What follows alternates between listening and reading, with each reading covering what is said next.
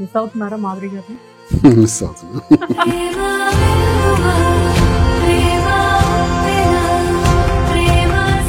శ్రీన్ గారు ₹1 కోటి ఇచ్చారంట ఆ టీమ్ కి, ఇవ్వడం వల్ల మాధురి గారిని తీసుకున్నారంట అని చెప్పేసి మాట్లాడుతున్నారు. వై? ₹1 కోటి నేను ఇస్తే 2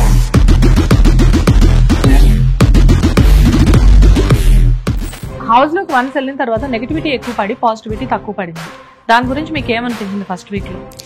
బిగ్ బాస్ లోకి మేము వెళ్తే కొన్ని డెసిషన్స్ తీసుకున్నాం. ఏంటంటే మాధురి వెళ్ళిన తర్వాత రిలేషన్స్ బాండింగ్స్ పటాపంచలు అయిపోయింది.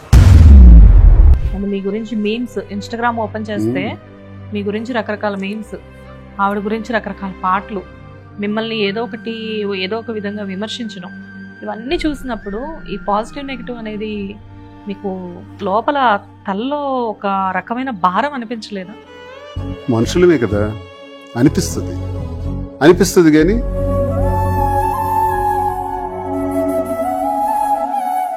కాదు. ఇంత బాగా మాట్లాడుతున్నారు, ఇంత నాలెడ్జ్ ఉంది మీకు, ఎందుకు ఫ్యామిలీ లైఫ్ లో ఎందుకు ఫెయిల్ అయ్యారు? ఫ్యామిలీ అంటే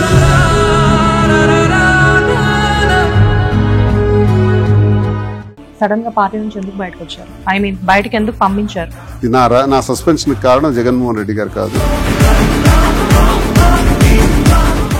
ఏంటి నెక్స్ట్ స్ట్రాటజీ ఏంటి అసలు? ఇండిపెండెంట్, స్వతంత్రుడే.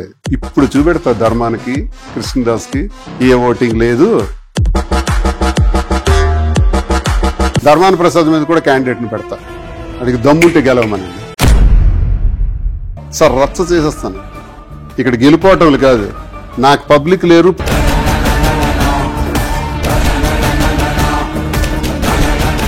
నిజాయితీ మీద పోరాడే మీ మీద ఒక రౌడీ షీటర్ అనే రిమార్క్ ఎందుకు పడింది?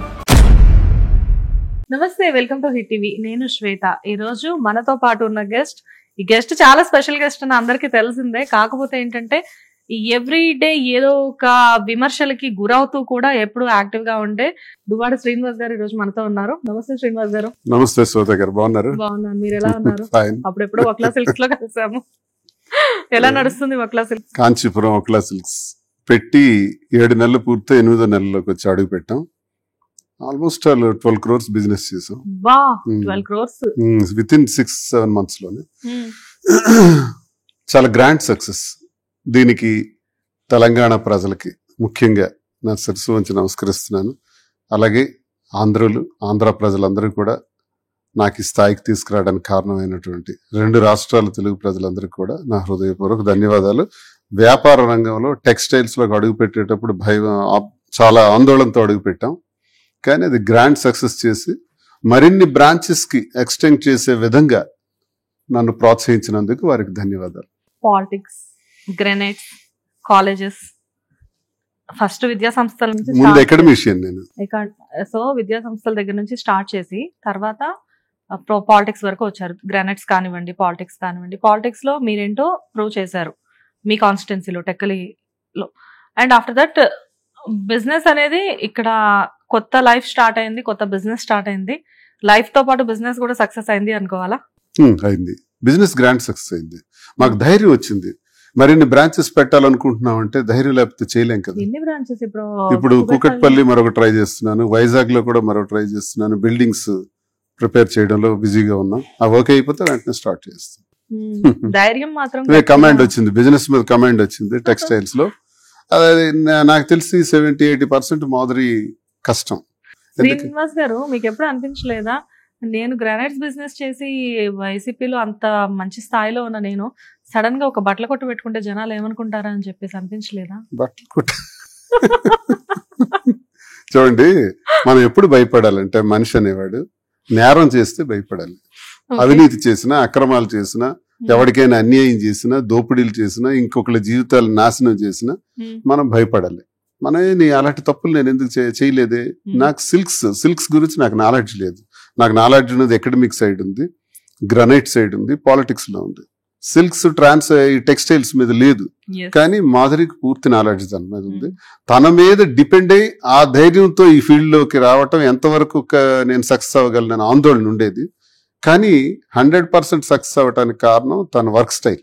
అంటే డైరెక్ట్ అతను చెప్పిన మాటలన్నీ నేను విని డైరెక్ట్ వెండర్స్ దగ్గరికి వెళ్ళి, వెండర్స్ నుంచి వీవర్స్ దగ్గరికి వెళ్ళి, వీవర్స్ దగ్గర నుంచి మొత్తం స్టడీ చేసి ఒక 2 నెలలు స్టడీ చేసిన తర్వాత అప్పుడు పర్చేజెస్ స్టార్ట్ చేసి అప్పుడు స్టోర్ ప్రారంభించి ఇవన్నీ ఒక సిస్టమేటిక్ గా చేసాం. అయినప్పటికీ కొన్ని తప్పులు చేసేసినాం.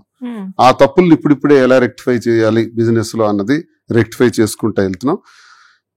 శారీస్ గురించి నాకు నాలెడ్జ్ లేదు, సెలక్షన్స్ గురించి నాకు నాలెడ్జ్ లేదు. ఇదంతా మాదిరిదే.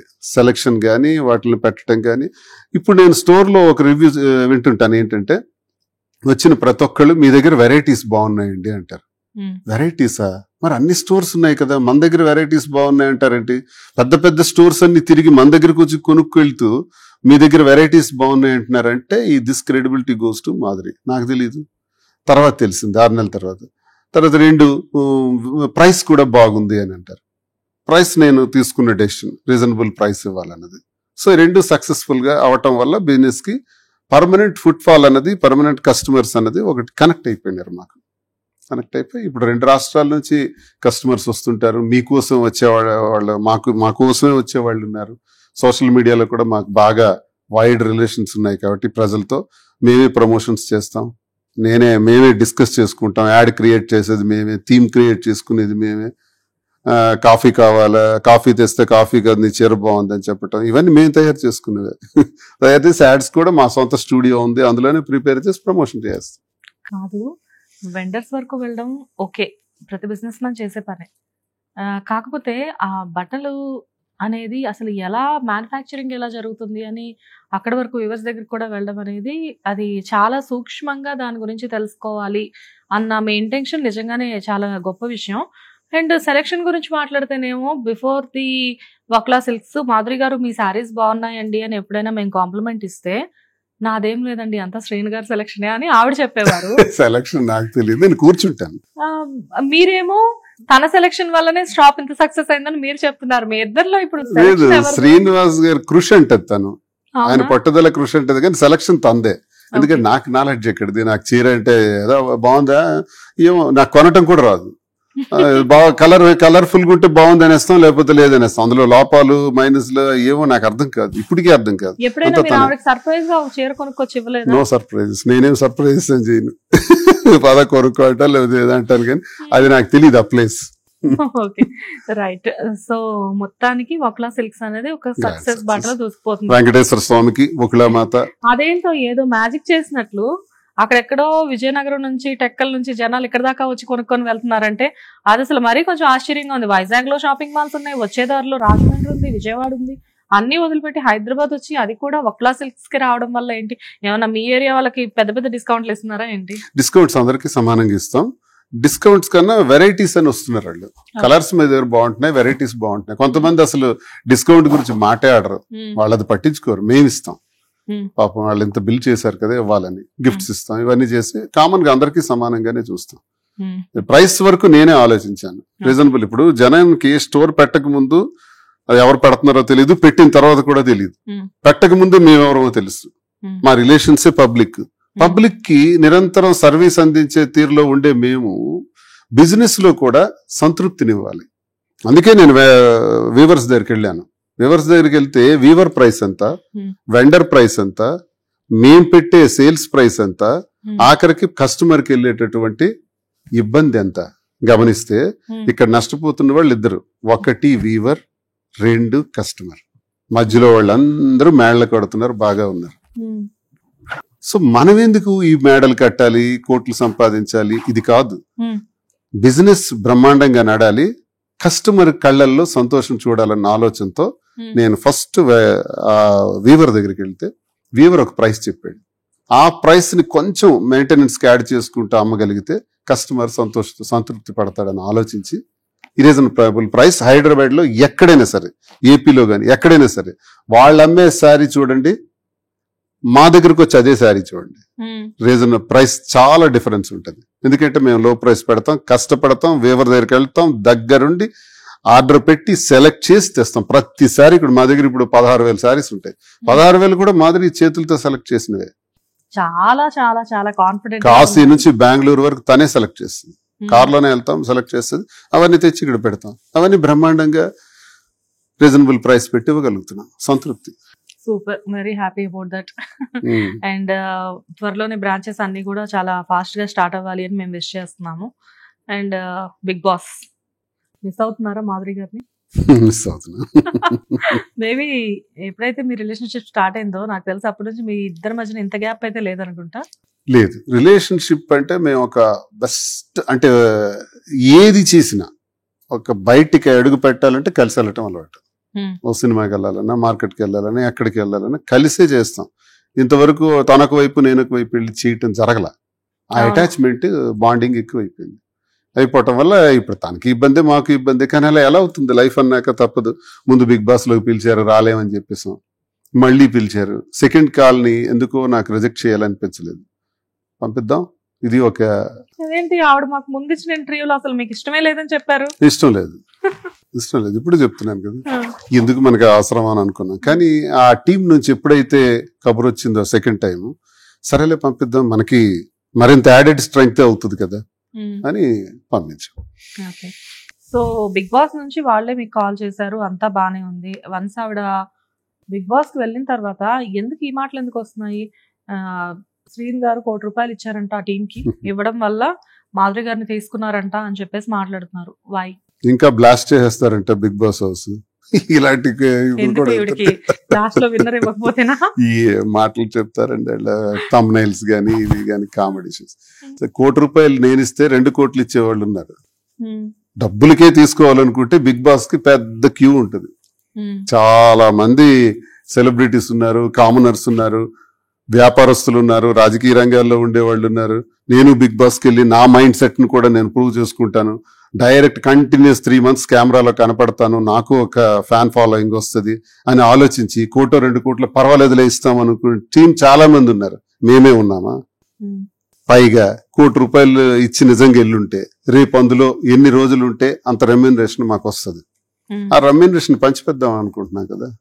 ఆ రెమ్యూనరేషన్ పేదవాళ్ళకి, అనాథలకో, లేకపోతే క్యాన్సర్ పేషెంట్స్ కో, లేకపోతే విద్యార్థులు చదువుకునే వాళ్ళు ఫీజులు కట్టలేని వాళ్ళు ఉంటే వాళ్ళకో, వికలాంగులకో అది పంచేద్దాం డిసైడ్ అయ్యాం. మేము ఆ డబ్బు ముట్టుకోం. ఆ డెసిషన్కి మేము వచ్చినప్పుడు మరి ₹1,00,00,000 ఎందుకు ఇవ్వాలి?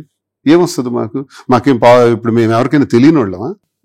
వ్యాపార రంగంలో ఆ ₹1,00,00,000 పెట్టుకుంటే మరింతగా మరికొన్ని బ్రాంచెస్ కి ఉపయోగపడుతుంది. మరికొన్ని యాడ్స్ మేమే ఇచ్చుకోవచ్చు. రోజుకో యాడ్ మేమే నటించి ఇచ్చేస్తాం. ఏముంది మరి? అది పాపులారిటీయే కదా, మాకు అవసరం లేదు. అదే నేను రాజకీయాలకి ఎంత ఖర్చు పెడితే మరింత ఓట్ బ్యాంక్ నాకు ప్రిపేర్ అవుద్ది కదా. ఇందులోకి వెళ్తే నాకేం వస్తుంది? మాకేమొస్తుంది? ఇది ఏమొస్తుంది అనేది పక్కన పెడితే ఏంటంటే, మీరు అన్నట్లుగా మీ ఇద్దరు తెలియని వాళ్ళు లేరు ఇప్పుడు రెండు తెలుగు రాష్ట్రాల్లో. అంతే. అండ్ మంచి చెడు, నెగిటివ్ ఆర్ పాజిటివ్, మమ్మల్ని అందరూ గుర్తిస్తారు. సార్ సెల్ఫీ ఇవ్వండి అంటారు. రోడ్డు మీద ఎక్కడ కనబడిన కార్ను ఓవర్టేక్ చేసుకుని వచ్చి మరి సెల్ఫీ అడిగిన వాళ్ళు ఉన్నారు. హోటల్స్ కి వెళ్తే మా పాటలు వేస్తారు. హోటల్కి వెళ్తే మెనూ వాడే ఇచ్చేస్తాడు. సార్ మీకు నాటుకోడి ఫ్రై ఇంట్రెస్ట్ సార్, పెడతాం సార్ అంటే. నీకెలా తెలిసే నేను ఆర్డర్ ఇచ్చానంటే మాకు తెలుసు సార్ అంటారు. ఇంత ఫ్యాన్ ఫాలోయింగ్ మాకు ఉండేటప్పుడు ఇప్పుడు అందులోకి వెళ్ళి అదనంగా సాధించింది మాకేం ఉండదు. రాజకీయాల్లో ఉన్నప్పుడు కూడా ఇంత ఫ్యాన్ ఫాలోయింగ్ లేదు కదా. అప్పుడు ఫెరోషియస్ లీడర్ గా ఉండేవాడిని. పొలిటికల్ యాంగిల్ కి సంబంధించే వాళ్ళకే నేను తెలుస్తాను. ఎంటర్టైన్మెంట్ ఫీల్డ్ కి నేను ఎవరో తెలియదు. దీని తర్వాత దాని గురించి మాట్లాడదాం. సో బిగ్ బాస్ కి వెళ్ళిన తర్వాత ఈ ₹1,00,00,000 అనేది డెఫినెట్ గా అబద్ధం ఖండిస్తున్నాను. అండ్ నాకు అనిపించింది ₹1,00,00,000 ఇచ్చి వెళ్లాల్సిన అవసరం లేదు. ఎందుకంటే ఆవిడకి ఇప్పుడు కొత్తగా రావాల్సిన పాపులారిటీ ఏం లేదు. ఈ విషయం తర్వాత ఆవిడకి రావాల్సినంత వచ్చింది.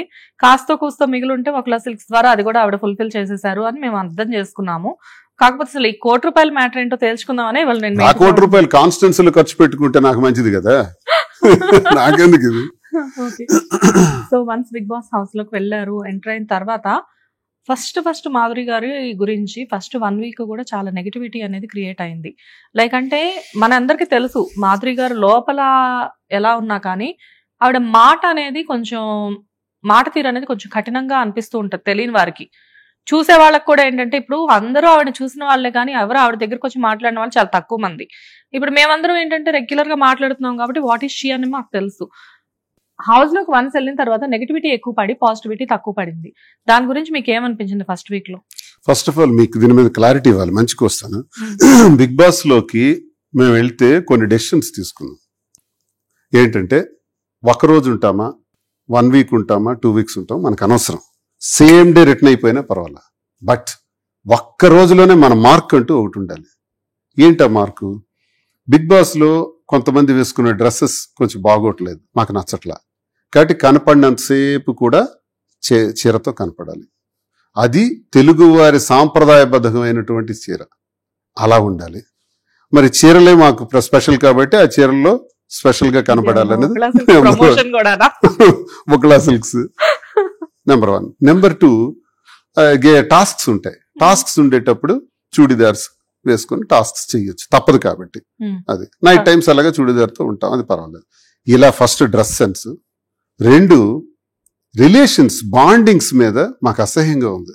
నాకే కాదు, ప్రజలకు కూడా అసహ్యంగా ఉంది. ఏంటి? తండ్రి కూతురు బాండింగ్, అన్న చెల్లెలు బాండింగ్, లవర్స్ బాండింగ్స్. 35 రోజుల నుంచి మేము చూస్తున్నది గొడవే అది. 35 రోజుల ఇన్ఫ్లుయెన్స్ తో చూచి హౌస్ లోకి వెళ్ళింది మాధురి. వెళ్ళేటప్పుడు బాండింగ్స్ తో ఎవరైతే అక్కడ స్పాయిల్ చేస్తున్నారో, మాస్కులు పెట్టుకుని ఉంటున్నారో, రియాలిటీ షోలో రియల్ గా ఉండకుండా నటిస్తున్నారో దాన్ని టార్గెట్ చేయాలని వెళ్ళాం. నిజంగా తన కోపానికి అర్థం ఇది ఏంటంటే, ఏంటి నాన్న నాగార్జున గారి దగ్గర కూడా అదే అన్నారు, బాండింగ్స్ ఏంటి సార్ అని. నాన్న అంటున్నారు. తండ్రి కోసం కప్పు వదిలేస్తారా? ఫైనల్ విన్నర్ని విడిచిపెట్టుకుంటారా? లేదా కూతురు కోసం తండ్రి విడిచిపెట్టుకుంటాడా? విడిచిపెట్టుకోం కదా, బయట విడిచిపెట్టుకుంటాం, ఒకరికొకరు త్యాగం చేస్తాం. తండ్రి కూతురు లవర్స్ ట్రాగర్, ఇక్కడేంటి భయం ఉండవు, ఇది గేమ్, ఇది గేమ్ లాగా ఆడండి అని. అంతవరకు ఆ ట్రాప్స్ లో వెళ్తున్నటువంటి కళ్యాణ్ మీద కొంచెం స్పీడ్ గా మాట్లాడాల్సి వచ్చింది. ఆ మాట్లాడటానికి రీజన్ ఏంటంటే అంతవరకు కళ్యాణ్ చేసే బిహేవియర్ మీద కోపం. అలాగే రీతు కూడా ఏదో ఆ ట్రాక్స్ లో వెళ్తుంది కాబట్టి నువ్వు ఆడాల్సింది ఆడాలి తప్ప ఏంటి రాత్రి అంతా పడుకోకుండా నిద్రలు లేకుండా చెడగొడుతున్నారని ఏదో ఒక సబ్జెక్ట్ మీద పెట్టి మాట్లాడటం జరిగింది. దీన్ని నెగిటివ్ గా తీసుకున్నారు అందరూ, కానీ అది ఒరిజినల్ క్యారెక్టర్ కాదు మాధురిది. ఫస్ట్ ఆఫ్ ఆల్ వీటిని ఛేదించాలి. మీరు చూసారు ఇప్పుడు దెబ్బకి మాధురి వెళ్ళిన తర్వాత రిలేషన్స్ బాండింగ్స్ పటాపంచలు అయిపోయింది. ఇంక ఎవడ ఆట ఆడుతున్నాడు. ఎందుకు ఈవిడ కూడా మీరు నా కూతురు లాంటి వాళ్ళు ఎక్కడ అలా తను ఏమంటుందంటే పిల్లలు అని పిలుస్తుంది. 30 సంవత్సరాలు అందరూ చిన్నోళ్లే మిగతా వాళ్ళందరూ కాబట్టి అక్క అంటున్నారు, వాళ్ళు అంటున్నారు. చూడండి, ఒక్కటి మాత్రం ఇక్కడ ఉంటది, 1 రోజు 2 రోజులు వారం రోజులు 10 రోజుల తర్వాత మనం ఇక్కడే ఇలాగే నలుగురం కూర్చున్నాం అనుకోండి, అలాగే ఏంటి తమ్ముడు అనాల్సి వస్తుంది నేనే 1 వారం రోజుల తర్వాత. సో ఏదో ఒక పేరు పెట్టే మీద పిలవాలి, లేదా తమ్ముడు అని పిలవాలి, అన్నని పిలవాలి, ఏమమ్మా అని మీకు చెల్లెమ్మలాగా నేను పిలవాలి, ఏదో ఒకటి చేయక తప్పదు. అలాంటివి తప్పేం కాదు. ఆ బాండింగ్స్ లో ఇరుక్కుపోయి మన గేమ్ ఆడకుండా ఉండకూడదు అన్నది మా ఉద్దేశం. కోటాను మంది ప్రజలు చూస్తున్నారు కాబట్టి ఆ షోలో నీ రియాలిటీ చూపించి. ఇప్పుడు మంచి వ్యక్తి ఎవరు, మన ఈయన భరణి గారు, ఆయన బాండింగ్స్ లో పడకపోయి ఉంటే ఉండేవాడు టాప్ 5 లో ఉండేవారు, ఇంకా పైకి వెళ్ళేవారు. ఈ రోజు ఏంటి వచ్చింది టాక్, భరణి బాండింగ్స్ వల్లే పోయినారని వచ్చింది. నేను అలా ప్రజలే అంటున్నారు. బాండింగ్స్ అక్కడ ఎప్పుడైతే ఆయన పెట్టుకున్నాడో, పెట్టుకున్న వ్యక్తి పోయాడు, తనుజ పోలా, ఈవెన్ దివ్య కూడా పోలా, వాళ్ళు కంటిన్యూ అవుతున్నారు. తనుజ ఇంచుమించు టాప్ 5 లో వెళ్తుంది అంటున్నారు. తను బాండింగ్ పెట్టుకోవడం కన్నా భరణి బాండింగ్ ఎక్కువ అవటం వల్ల భరణి బయటికి రావాల్సి వచ్చింది. సో మాధురి అనేది రైటా రాంగా? బాండింగ్స్ మీదే టార్గెట్ చేసి మాట్లాడాను తప్ప వాళ్ళ మీద మాకు కోపాలంటే కాదు. ఇప్పుడు తను ఏం చేసిందంటే, లక్కీగా కిచెన్ తనకే వచ్చింది, స్టోర్ తనకే వచ్చింది కాబట్టి వండి పెట్టే వ్యవహారాలు అనే తనవే కాబట్టి అందరూ దగ్గరగా ఉంటారు. నువ్వు ఇది వండి, నువ్వు ఇది ఈ ప్లేట్ నువ్వు కడిగేసి ఆ భోజనం అక్కడ పెట్టేసి దగ్గరికి వెళ్ళి ఇవ్వటాలు. అందరికీ ఒక స్నేహితురాలు అనుకోవచ్చు, అమ్మని బయట అంటున్నారు, అమ్మ అనుకోవచ్చు, అక్క అనుకోవచ్చు, ఎవరు ఎలా పిలుచుకున్నా బాండింగుల్లో మాత్రం మాధురి ఇరుక్కోదు. తన ఆట తను ఆడుతుంది. అదే మేము అంటున్నాం, అందరికి కూడా బాండింగుల్లో ఇరుక్కోకండి. ఇమాన్యుల్ అక్క అని పిలిచినా తప్పే లేదు, కానీ ఇరుక్కుపోకు బాండ్ లో. అక్కకి నువ్వు వదిలేవు గిఫ్ట్, తమ్ముడికి మాధురి కూడా వదిలేదు. గెలుపన్నది అందరూ ప్రయత్నిస్తారు. సో ప్రజలు అప్పుడే సంతోషిస్తారు, నీ రియాలిటీ అనేది బయటకు వస్తుంది అన్నది మా కాన్సెప్ట్. ఆ కాన్సెప్ట్ కోసం వెళ్ళాం కాబట్టి 1 వారం 2 వారాల్లో మాకేం ఇబ్బంది లేదు, మార్క్ వేసుకొని వచ్చేస్తాం అంతే. సో మొత్తానికి ఇక్కడ ఇంట్లో ఉండి మొత్తం ప్రిపేర్ చేసి పంపించారా?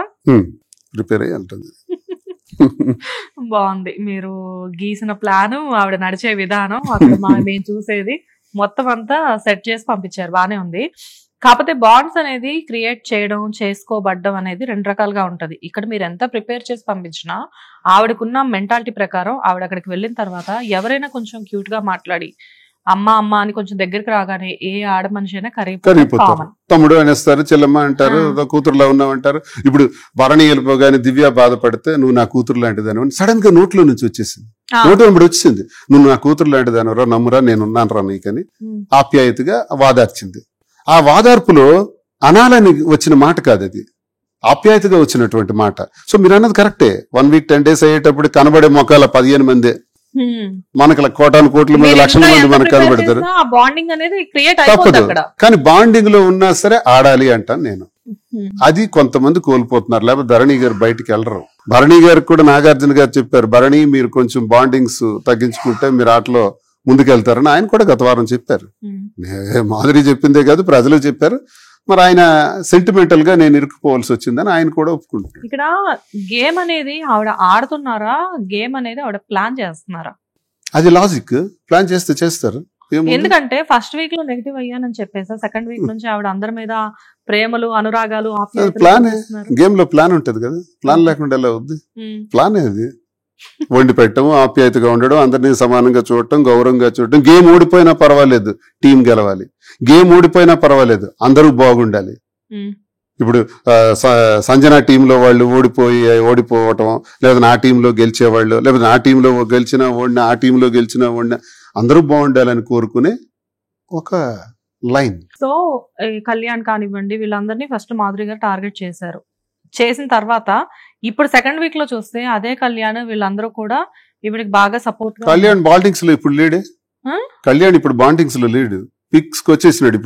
ఇప్పుడు టాప్ 5 లోకి వెళ్ళిపోయి నాకు ఆశ్చర్యపోనక్కర్లేదు. కళ్యాణ్ లో ఒక మార్పు తీసుకొచ్చింది, తనూజలో ఒక మార్పు తీసుకొచ్చింది, దివ్యలో ఒక మార్పు తీసుకొచ్చింది. దివ్యకు ఓట్స్ పడేటట్టు చేసింది. దీని కోపం అవటం వల్ల దివ్యకు ఓటింగ్స్ ఎక్కువ వచ్చాయి. మరి ఎందుకు కళ్యాణ్ గురించి మాధురి గారు నెగటివ్? స్టార్టింగ్ లో 35 రోజులు ఎఫెక్ట్ అని చెప్తున్నాను కదా, 35 రోజులు చూసి వెళ్ళిన తర్వాత కళ్యాణ్ బిహేవియర్ నచ్చకే ఆ రకంగా మాట్లాడారు. రీతు బిహేవియర్ లో కూడా మార్పు రావాలని అలా మాట్లాడారు. ఇప్పుడు రీతు గేమ్ ఆడుతుంది, రీతు కూడా టాప్ కి వెళ్ళొచ్చు. మొత్తానికి మాధురి గారు మేము 1 వీక్ లో వచ్చేసి, ఎస్ మేము 2 weeks లో వచ్చినా పర్వాలేదు. బిగ్ బాస్ లో అందరూ మాత్రం బాండింగ్స్ తో ఉండకుండా, మాస్కులు వేసుకోకుండా రియల్ గా ఆడాలన్నది మాధురి అభిప్రాయం. సో ఆవిడ వెళ్ళినప్పుడే నాగార్జున గారితో చెప్పడం జరిగింది, మాస్కులు ఉన్నాయి సార్ అవి తీస్తాను అని. ఇప్పుడు మీరు తీసారు కాబట్టి మరి ఆవిడకి బాండింగ్స్. మా అమ్మ ఏమైపోయినా నాకు అనవసరం, నేను గెలాలని ఇమాన్యుల్ అంటున్నాడు. నిన్నటి వరకు అమ్మ అన్నాడు. ఇప్పుడు సంజన కూడా అంటుంది, ఆడ నా కొడుకే కాడు, నేను ఆట నేను ఆడుకోవాలి, నేను ముఖ్యం అంటుంది. సంజన కూడా అంటున్నారు. వీళ్ళందరూ మైండ్ సెట్లు మారిపోయాయి. ఒరిజినాలిటీస్ అనేవి బయట. ఎంత టాలెంటెడ్ అని నమ్ముతున్నారా మీరు మాధురి గారు? Very talented, very very talented. అందుకే దుబ్బాడు గారు అలా కట్టుబడి ఉన్నారా? టాలెంట్స్ కని కాదు, ఆమె ప్రేమకి కట్టుబడి. మనసు మంచిది, మనుషుల్ని బాగా చూసుకుంటుంది. అది ఓకే. సో ఇంకా ఎంతకాలం ఎక్స్పెక్ట్ చేస్తున్నారు మాధురి గారిని ఇక్కడ? మేము ఎక్స్పెక్టేషన్స్ మాకేం లేవు. దయచేసి అందరికి కూడా నేను అదే తెలియజేస్తున్నాను, అందరూ ఓట్లు వేసి గెలిపిస్తే ఆడతాం, లేదు అవకాశం రాదు అనుకుంటే చాలు. ఇప్పటికి నాకు తెలిసి 12 రోజులు అయింది, ఆమె 12-13 రోజులు అయింది. మరో 1 week 2 weeks తెలియదు. ప్రజలు పంపిస్తే ఉంటాం. ప్రజలే కదా బిగ్ బాస్ పంపించారు, వాళ్ళ ఇష్టం. ప్రజలు పంపించకపోతే మాకెందుకు పిలుస్తారు బిగ్ బాస్ లో? ఇక్కడ ఎలా అయిపోయిందంటే ఓట్లు అనేది ఒక రకంగా చెప్పినా కానీ, అండ్ మాధురి గారి విషయంలోకి వచ్చేసరికి ఇక్కడ 2 నాలుకల్లాగా అయిపోయింది అక్కడ పరిస్థితి. అది కూడా ఎలానో మీకు చెప్తాను. ఏంటంటే ఫస్ట్ వీక్ అంతా కూడా నెగిటివ్ గా ఎవరైతే మాట్లాడారో, సెకండ్ వీక్ వచ్చేసరికి మన మాధురి ఉంది కదా చూసుకోవడానికి అని సటైరికల్ గా మాట్లాడుతున్నారు, కొంతమంది సపోర్టివ్ గా మాట్లాడుతున్నారు. బికాస్ ఈవిడికి అలవాటు అనుకుంటా, ఫస్ట్ ఎక్కడైనా కానీ నెగిటివ్ అవ్వడం, తర్వాత పాజిటివ్ గా దాన్ని మార్చుకోవడం. అది రియల్ లైఫ్ లో అయినా అంతే, రియల్ లైఫ్ లో అయినా అంతేనా? సినిమాలో మనం స్టార్టింగ్ వెళ్ళేటప్పుడు కథలో బ్లాక్ స్పెక్ట్స్ పెట్టుకొని, షూట్ వేసుకుని, డార్క్ లో వచ్చి ఒక కత్తితో ఇలా పొడిచినట్టు చూపెడతారు. కట్ మళ్ళీ దాని కంక్లూజన్ ఎండింగ్ లో చూపెడతాడు. ఎందుకు అనుకున్నారు? ఫస్ట్ నెగిటివ్ ని ఆ స్క్రీన్ లో సినిమా స్టార్ట్ అవ్వక ముందు, టైటిల్స్ కు ముందు నెగిటివ్ ఇంప్రెషన్ మనలో పెడతాడు. కంక్లూజన్ ఏం జరిగింది అనేది ఆఖరికి చూపెడతాడు డైరెక్టర్, ఏ సినిమాలో గానీ. కథల్లో ఇదే ఉంటది ముందు. అలా పెట్టకపోతే మీరు స్టార్టింగ్ నుంచి పాజిటివ్ చూపెడితే సినిమా లేచి వెళ్ళిపోతారు బయటికి. అక్కడ ఎందుకు కత్తితో పొడిచాడు, ఆ నెగిటివ్ ఏం జరిగింది అన్న దానికోసం వెయిట్ చేస్తారు ఆఖరి వరకు. 2.5 hours వెయిట్ చేస్తారు. సినిమాల కథలో ఉన్న రసవత్తరమైనటువంటి కథా విధానం అలాగే ఉంటది ఎప్పుడైనా. షేక్స్పియరియన్ డ్రామాస్ లో కూడా అదే ఉంటది. అసలు స్టోరీస్ కి వీటన్నిటికీ సృష్టికర్త షేక్స్పియరియన్ డ్రామాసే కదా. కామెడీస్, ట్రాజిడీస్, ట్రాజీ కామెడీస్ ఆయనవన్నీ విభిన్న కోణాల్లో ఉంటాయి, చాలా బాగుంటాయి. అలాగే మహాభారతం కానీ రామాయణం కానీ ఇవన్నీ మీరు ఏం చూసుకున్నా సరే, కైకేయి వచ్చి రాజ్యాన్ని నా కొడుక్కే ఇవ్వాలి అని దశరథ మహారాజుతో పోరాటం, శ్రీరామచంద్రమూర్తి రేపు రాజు కావాల్సిన వ్యక్తి అడవులకు వెళ్ళటానికి సిద్ధపడటం, ఇదంతా నెగిటివ్ కోణం. అదంతా క్షణాల్లో జరిగిపోయింది కదా. ఆ తర్వాత అడవుల్లోకి వెళ్ళిన సీన్స్ అవన్నీ తర్వాత మళ్ళీ ఆయన 14 సంవత్సరాల తర్వాత వచ్చి రాజ్యాన్ని అధిష్ఠించడం వచ్చింది. రాజ్యం అధిష్ఠించిన తర్వాత కూడా మరో సమస్య వచ్చి పడింది. ఇంకొకడు ఎవడో అన్నాడు, ఇలాంటి సీత నేనైతే ఇంట్లో ఉంచుకున్నాను కానీ సీతను అడవులకు పంపించడం జరిగింది. ఇవన్నీ నెగిటివ్ కోణాలని రామాయణంలో కూడా ఉన్నదేంటి, ఆ నెగిటివ్ కోణాలను బట్టే ఆ కథ రసవత్రం అవుతుంది. దాన్ని రాముడు ఎందుకు అడవులకు పంపాడు, సీత ఎందుకు అడవుల్లో ఉన్నారు, దశరథ మహారాజు రాముడినే రాజుని చేస్తామంటే తండ్రిని కూడా లేదు అమ్మ మాటనే మీరు మన్నించండి అని చెప్పి ఎందుకు 14 సంవత్సరాలు వనవాసం చేశాడు. ఈ కథ అంతా వినాలి అంటే ఆ నెగిటివ్ పాయింట్ ను మనం చూడాలి. రావణుడు గురించి కూడా మనం అంతా నెగిటివ్ గా వింటాం. అదే రావణుడు రాముడి కన్నా మహాభక్తుడు. నెగటివిటీలో పాజిటివిటీ వెతుక్కోవడం మీకు చాలా అలవాటు అయిపోయినట్లు కదా. మా నెగిటివిటీని కూడా పాజిటివ్ చేశాం కదా. మా దువ్వాడ శ్రీని ఇలాంటివాడా మాధురి ఇలాంటిది అనుకునే జనానికి 60-70% పాజిటివిటీకి వచ్చాం కదా. మనం ఇటన్నింటికి కారణం ఏంటంటే వీక్షకులు అంటే ఎవరు, ప్రజలు అంటే ఎవరు, దేవుళ్ళు. ప్రజలు దేవుళ్ళు కాబట్టి వాళ్ళకి మన వాస్తవాన్ని తెలియజేస్తే తప్పకుండా వాళ్ళు మనకు అగ్రభాగాన్ని కూర్చోబెడతారు. తొక్కాలంటే కిందకు కూడా తొక్కేస్తారు. ప్రజలకు ఆ శక్తి ఉంది కాబట్టి ప్రజల దగ్గర ఎప్పుడు రహస్యం ఉంచకూడదు. ఎవడ ఫిలాసఫీ ఏదన్నది నాకు అనవసరం. నా ఫిలాసఫీ ఏంటంటే ప్రజలకు వాస్తవం చెప్పాలి. వాళ్ళు మన బంధువులు, వాళ్ళు మన రక్షకులు, వాళ్ళు మన దేవుళ్ళు. నేను అది నమ్ముతాను రేపు ప్రజా జీవితంలో. అందుకే వాళ్ళకి అన్ని క్లారిటీగా చెప్పాను. నిజమే కదా, మా ఇంట్లో అలాగే జరిగింది, మా తమ్ముడికి అలా జరిగింది, మా పిన్నికి అలా జరిగింది, మా ఇంట్లో ఆడపిల్లలకి అలాగే అయింది, వాళ్ళు నష్టపోయినారు, మా పాప ఉరేసుకుంది, మా పాప డిప్రెషన్ లోకి పోయింది, నా అల్లుడేమో ఇలా అయిపోయినాడు, నా కొడుకు ఇలా అయిపోయినాడు అని ఎంతమంది తల్లులు, ఎంతమంది ఎన్ని కుటుంబాలు మా కథల్ని. భార్యాభర్త నచ్చకపోతే ఏం చేస్తున్నారు, చంపేస్తున్నారు. భర్త భార్యను చంపేస్తుంది, భార్య భర్తను చంపేస్తున్నాడు, భార్య భర్తను చంపేస్తుంది, భర్త భార్యను చంపేస్తున్నాడు. ఇవి జరుగుతున్నవి ఎక్కువ. అది కదా మేమేం చెప్పాం, చంపుకోవడాలు కాదు, పరిష్కారం చూసుకోండి, ముందడుగు వేయండి, మీకు ఏది నచ్చితే అది చేయండి, అది న్యాయంగా చేయండి, ఎవరికి నష్టపెట్టద్దు, కుటుంబాలకు హింసొచ్చొద్దు, కుటుంబాలకు రక్షణ కల్పించండి, మీ దారి మీరు వేసుకోండి అన్న. ఇది నేనే కాదు, సుప్రీంకోర్టు కూడా చెప్పింది. ఇలాంటి కథలు లక్షలాది కోటాను కోట్ల కథలు సుప్రీంకోర్టు విన్నది కాబట్టే 298 సెక్షన్ తీసేసింది. ఇప్పుడు అంతా బాగానే చెప్తున్నారు, కానీ ఇక్కడ మీ ఇద్దరు గురించి మాట్లాడితే పాజిటివిటీ నెగటివిటీ అనేది పక్కన పెడితే ఎన్నో రకాల అవమానాలు అండ్ మీ గురించి మీమ్స్ ఇన్స్టాగ్రామ్ ఓపెన్ చేస్తే మీ గురించి రకరకాల మీమ్స్, ఆవిడ గురించి రకరకాల పాటలు, మిమ్మల్ని ఏదో ఒక విధంగా విమర్శించడం, ఇవన్నీ చూసినప్పుడు ఈ పాజిటివ్ నెగటివ్ అనేది మీకు లోపల తలలో ఒక రకమైన భారం అనిపించలేదా? మనుషులమే కదా, అనిపిస్తుంది కానీ నాకు భగవంతుడు ఇచ్చిన వరం ఏంటంటే ఇక్కడికి వచ్చిన బాధని ఇక్కడికి తీసుకురాను, ఇక్కడతోనే తోసేస్తాను. సూపర్. నన్ను మహేష్ బాబు ఎక్కడ ఒక యాడ్ లో ఒక డైలాగ్ చెప్పాడు, సక్సెస్ ని గుండెల్లో పెట్టుకో బుర్రకెక్కించుకో అని ఒక డైలాగ్ నాకు చాలా నచ్చింది. అది ఒక పర్ఫ్యూమ్ కి ఎంత చక్కని షార్ట్ కట్, ఒక సెకండ్ లో డైలాగ్ ఎంత జీవితాన్ని నేర్పిస్తుంది అంటే, ఆ యాడ్ ఏంటో నాకు తెలియదు కానీ ఆయన అన్న మాట మాత్రం నాకు గుర్తుంది.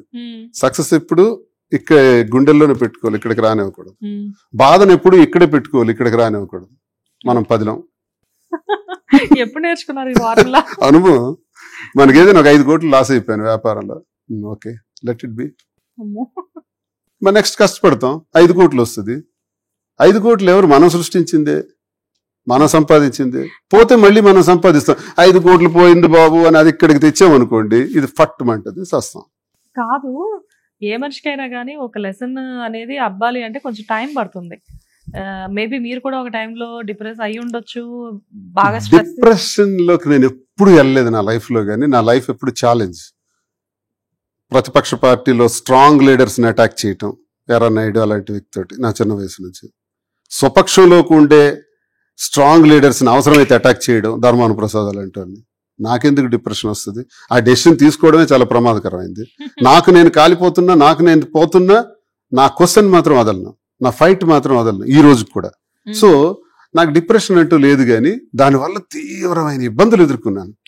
ఆ ఇబ్బందులు ఎదుర్కొనేటప్పుడు మళ్ళీ ఎలా నిలదొక్కోవాలని చేసిన ప్రయత్నాల్లో నాకు వచ్చిన అనుభవాలు ఇవన్నీ తప్ప డిప్రెషన్కి నేను ఎప్పుడు నా మైండ్ వెరీ స్ట్రాంగ్. ఒక దశలో 2016లో నాకు చాలా డిప్రెషన్ మూమెంట్స్ వచ్చినాయి. 2014లో ఓడిపోయిన తర్వాత ఏంటి జీవితం, ఎలా ఎలా ఎలా జగన్ కూడా ఇదైపోయారు, జైలు జీవితం, మేము మా పరిస్థితి ఏంటి, లైఫ్ ఏంటి, ఇవన్నీ ఆలోచిస్తున్నప్పుడు హాయిగా ఒక రూమ్కి వెళ్ళాను. సరళమైన భాషలో అర్థమయ్యే రీతిలో, సాంస్క్రిట్ నాకు రాదు, చదివిన అర్థం కాదు, చదవలేను, మరి ఎందుకని ఒక బుక్ స్టాల్కి వెళ్ళి మహాభారతం తెచ్చుకున్నాను. సరళమైన భాషలో, నా భాషలో, మన భాషలో, మన వ్యవహారిక భాషలో తెచ్చుకొని చదవటం ప్రారంభించాను. బుక్ కంప్లీట్ అయినప్పటికి నేను ఊహించని ధైర్యం నాకు వచ్చింది. ఆ కృష్ణ పరమాత్ముడు మన పక్కన నిలబడి ఆశీర్వదించినంత ధైర్యం నాకు వచ్చేసింది. నాకు ఆ తర్వాత భయం అన్నదే నా బాడీలో లేదు. నేనే కాదు, అందరికీ నేను చెప్పేది ఇది. ఒక్కసారి గీతని చదవండి, మహాభారతాన్ని చదవండి, రామాయణం చదవండి. ఈ 3 చదివిన తర్వాత ఏం చదవకపోయినా పర్వాలేదు. కాదు, ఇంత బాగా మాట్లాడుతున్నారు, ఇంత నాలెడ్జ్ ఉంది మీకు, ఎందుకు ఫ్యామిలీ లైఫ్ లో ఎందుకు ఫెయిల్ అయ్యారు? ఫ్యామిలీ అంతేనండి. ఎందుకు ఫెయిల్ అయ్యంటే దానికి రీజన్ ఉండదు. ఈగోస్, ఇంకేం లేవు. ఈగోస్, ఈర్ష్య, అసూయ, ద్వేషాలు, వీటి మధ్య నలిగిపోయి లైఫ్ అయిపోయింది. అంత క్లారిటీ కూడా దాని మీద అందరికి ప్రజలకు ఇచ్చేసాను. ఇంకా ఇచ్చేసారులే, కానీ అంటే నేను ఎందుకు అడుగుతున్నానంటే భాషలో ఇంత కమాండ్ ఉంది, ఎవరినైనా కన్విన్స్ చేయగలిగే సామర్థ్యం మీకుంది, ఏదైనా కానీ చాలా అందంగా చెప్పే గుణం మీకుంది, ఇన్ని రకాలుగా మీరు వెల్ టాలెంటెడ్. మీరు అక్కడ ఇవన్నీ మీరు అక్కడ ప్రదర్శించలేకపోయారా? చేశాను, నా ప్రయత్నం అంతా చేశాను, సఫలీకృతం కాల. అందుకే నేను ఇవన్నీ ఇలా జరుగుతాయని నాకు తెలియదు. పిల్లల్ని సెటిల్ చేసేసిన తర్వాత ఒక 65 సంవత్సరాలు వచ్చిన తర్వాత ఇంకా సన్యాసుల్లో కలిసిపోతాను. కాషాయ వస్త్రం ధరించేసి హాయిగా కొంత డబ్బులు నా అకౌంట్లో వేసుకొని మిగతావన్నీ కుటుంబానికి రాసేసి ఏ అనాథ శరణాలయమో లేకపోతే సాధువులతోనో సర్వసంగ పరిత్యాగ్యం ఉందామని నిర్ణయం తీసుకున్నాను. ఇప్పుడు కాదు, 10 years బ్యాకే.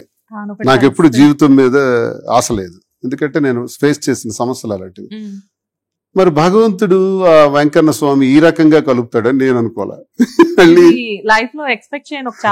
నేను ఎక్స్పెక్ట్ చేయలే. ఇదంతా నేను ఊహించలే. 2021, 22 వరకు లేదు. అది 22 ఎండింగ్ నుంచి, 22 లేదు, 23 నుంచి స్టార్ట్ అయింది. ఇది ఈ ఎఫెక్ట్స్ అన్ని 23 జూన్, జూలై, ఆగస్టు నెలలో స్టార్ట్ అయింది. సో ఇది భగవంతుడు వెంకటేశ్వర స్వామి దగ్గరికి వెళ్ళాను, తిరుపతి వెళ్ళాను. ఏంటి స్వామి ఇలా ఇవన్నీ జరిగాయి, నేను ఎప్పుడు అనుకోలేదు. నేను నమ్ముతాను స్వామిని, అనుకోలేదు, ఏంది ఇలా జరిగింది, అంతా నీ దయ, నీ లీల.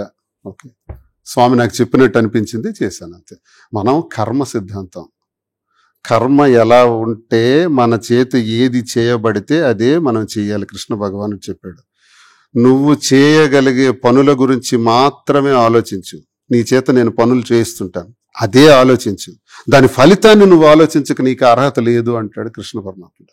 No expectations. ఆయన మంచి చేయిస్తుంటాడు, మనం చెయ్యాలి, అంతే.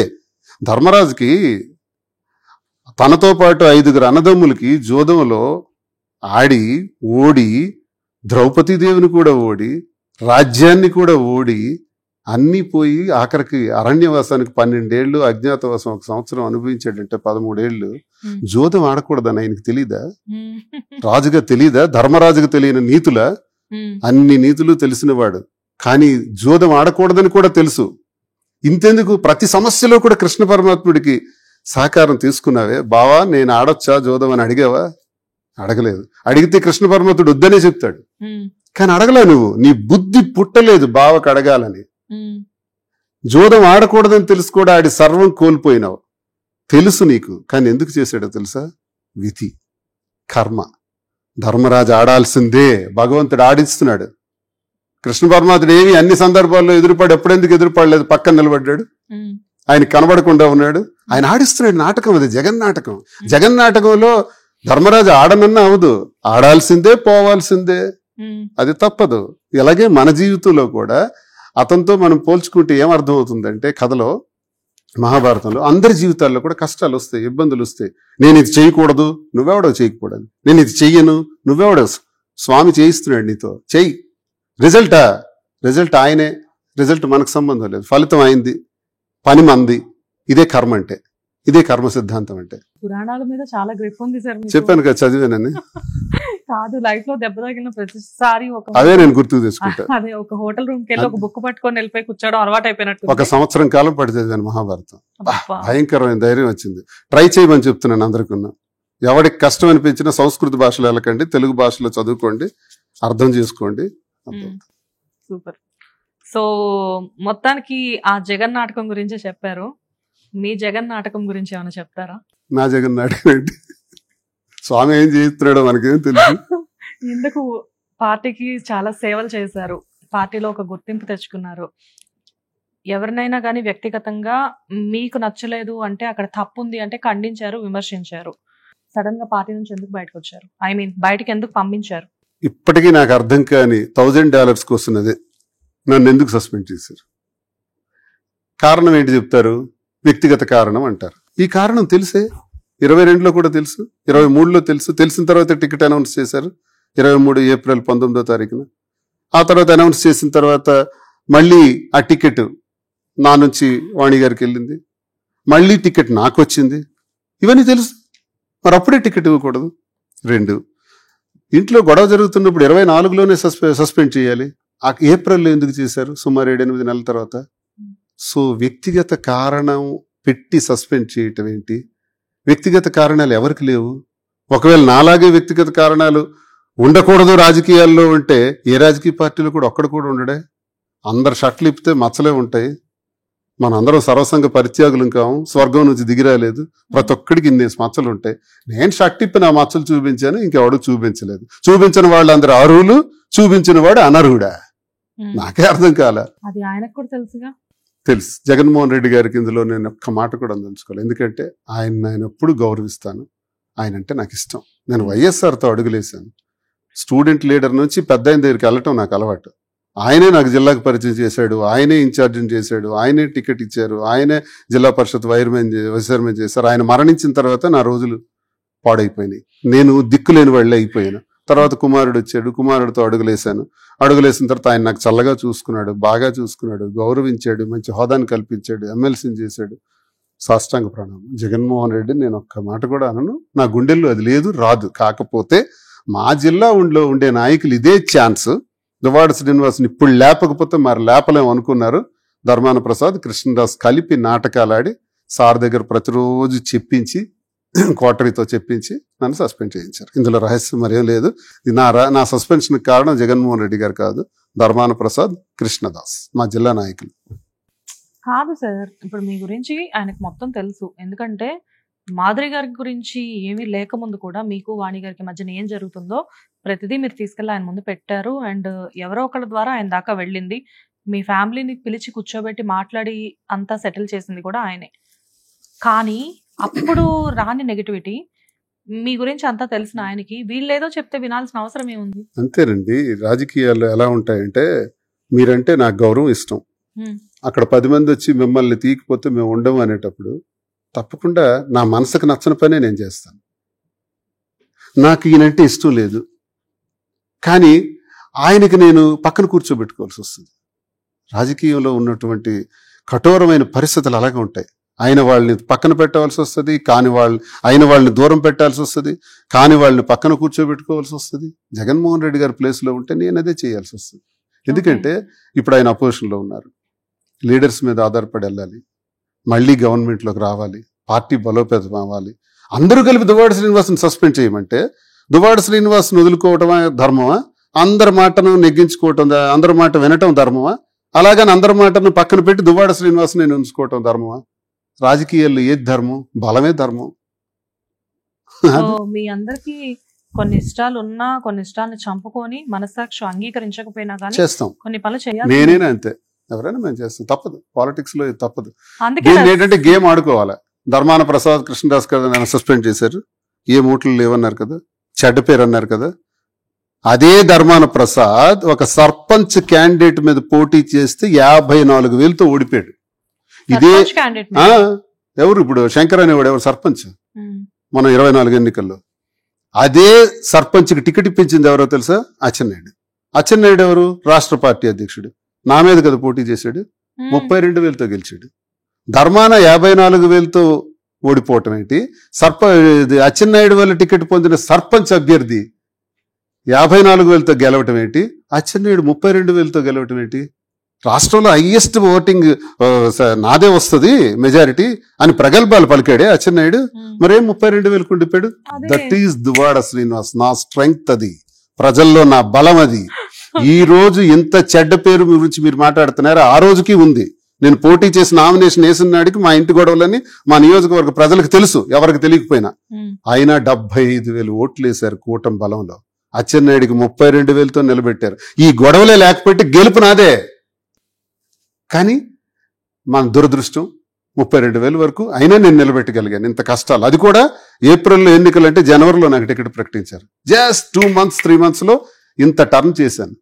నేను బలమైన వ్యక్తినా? ధర్మాన ప్రసాద్ బలమైన వ్యక్తా?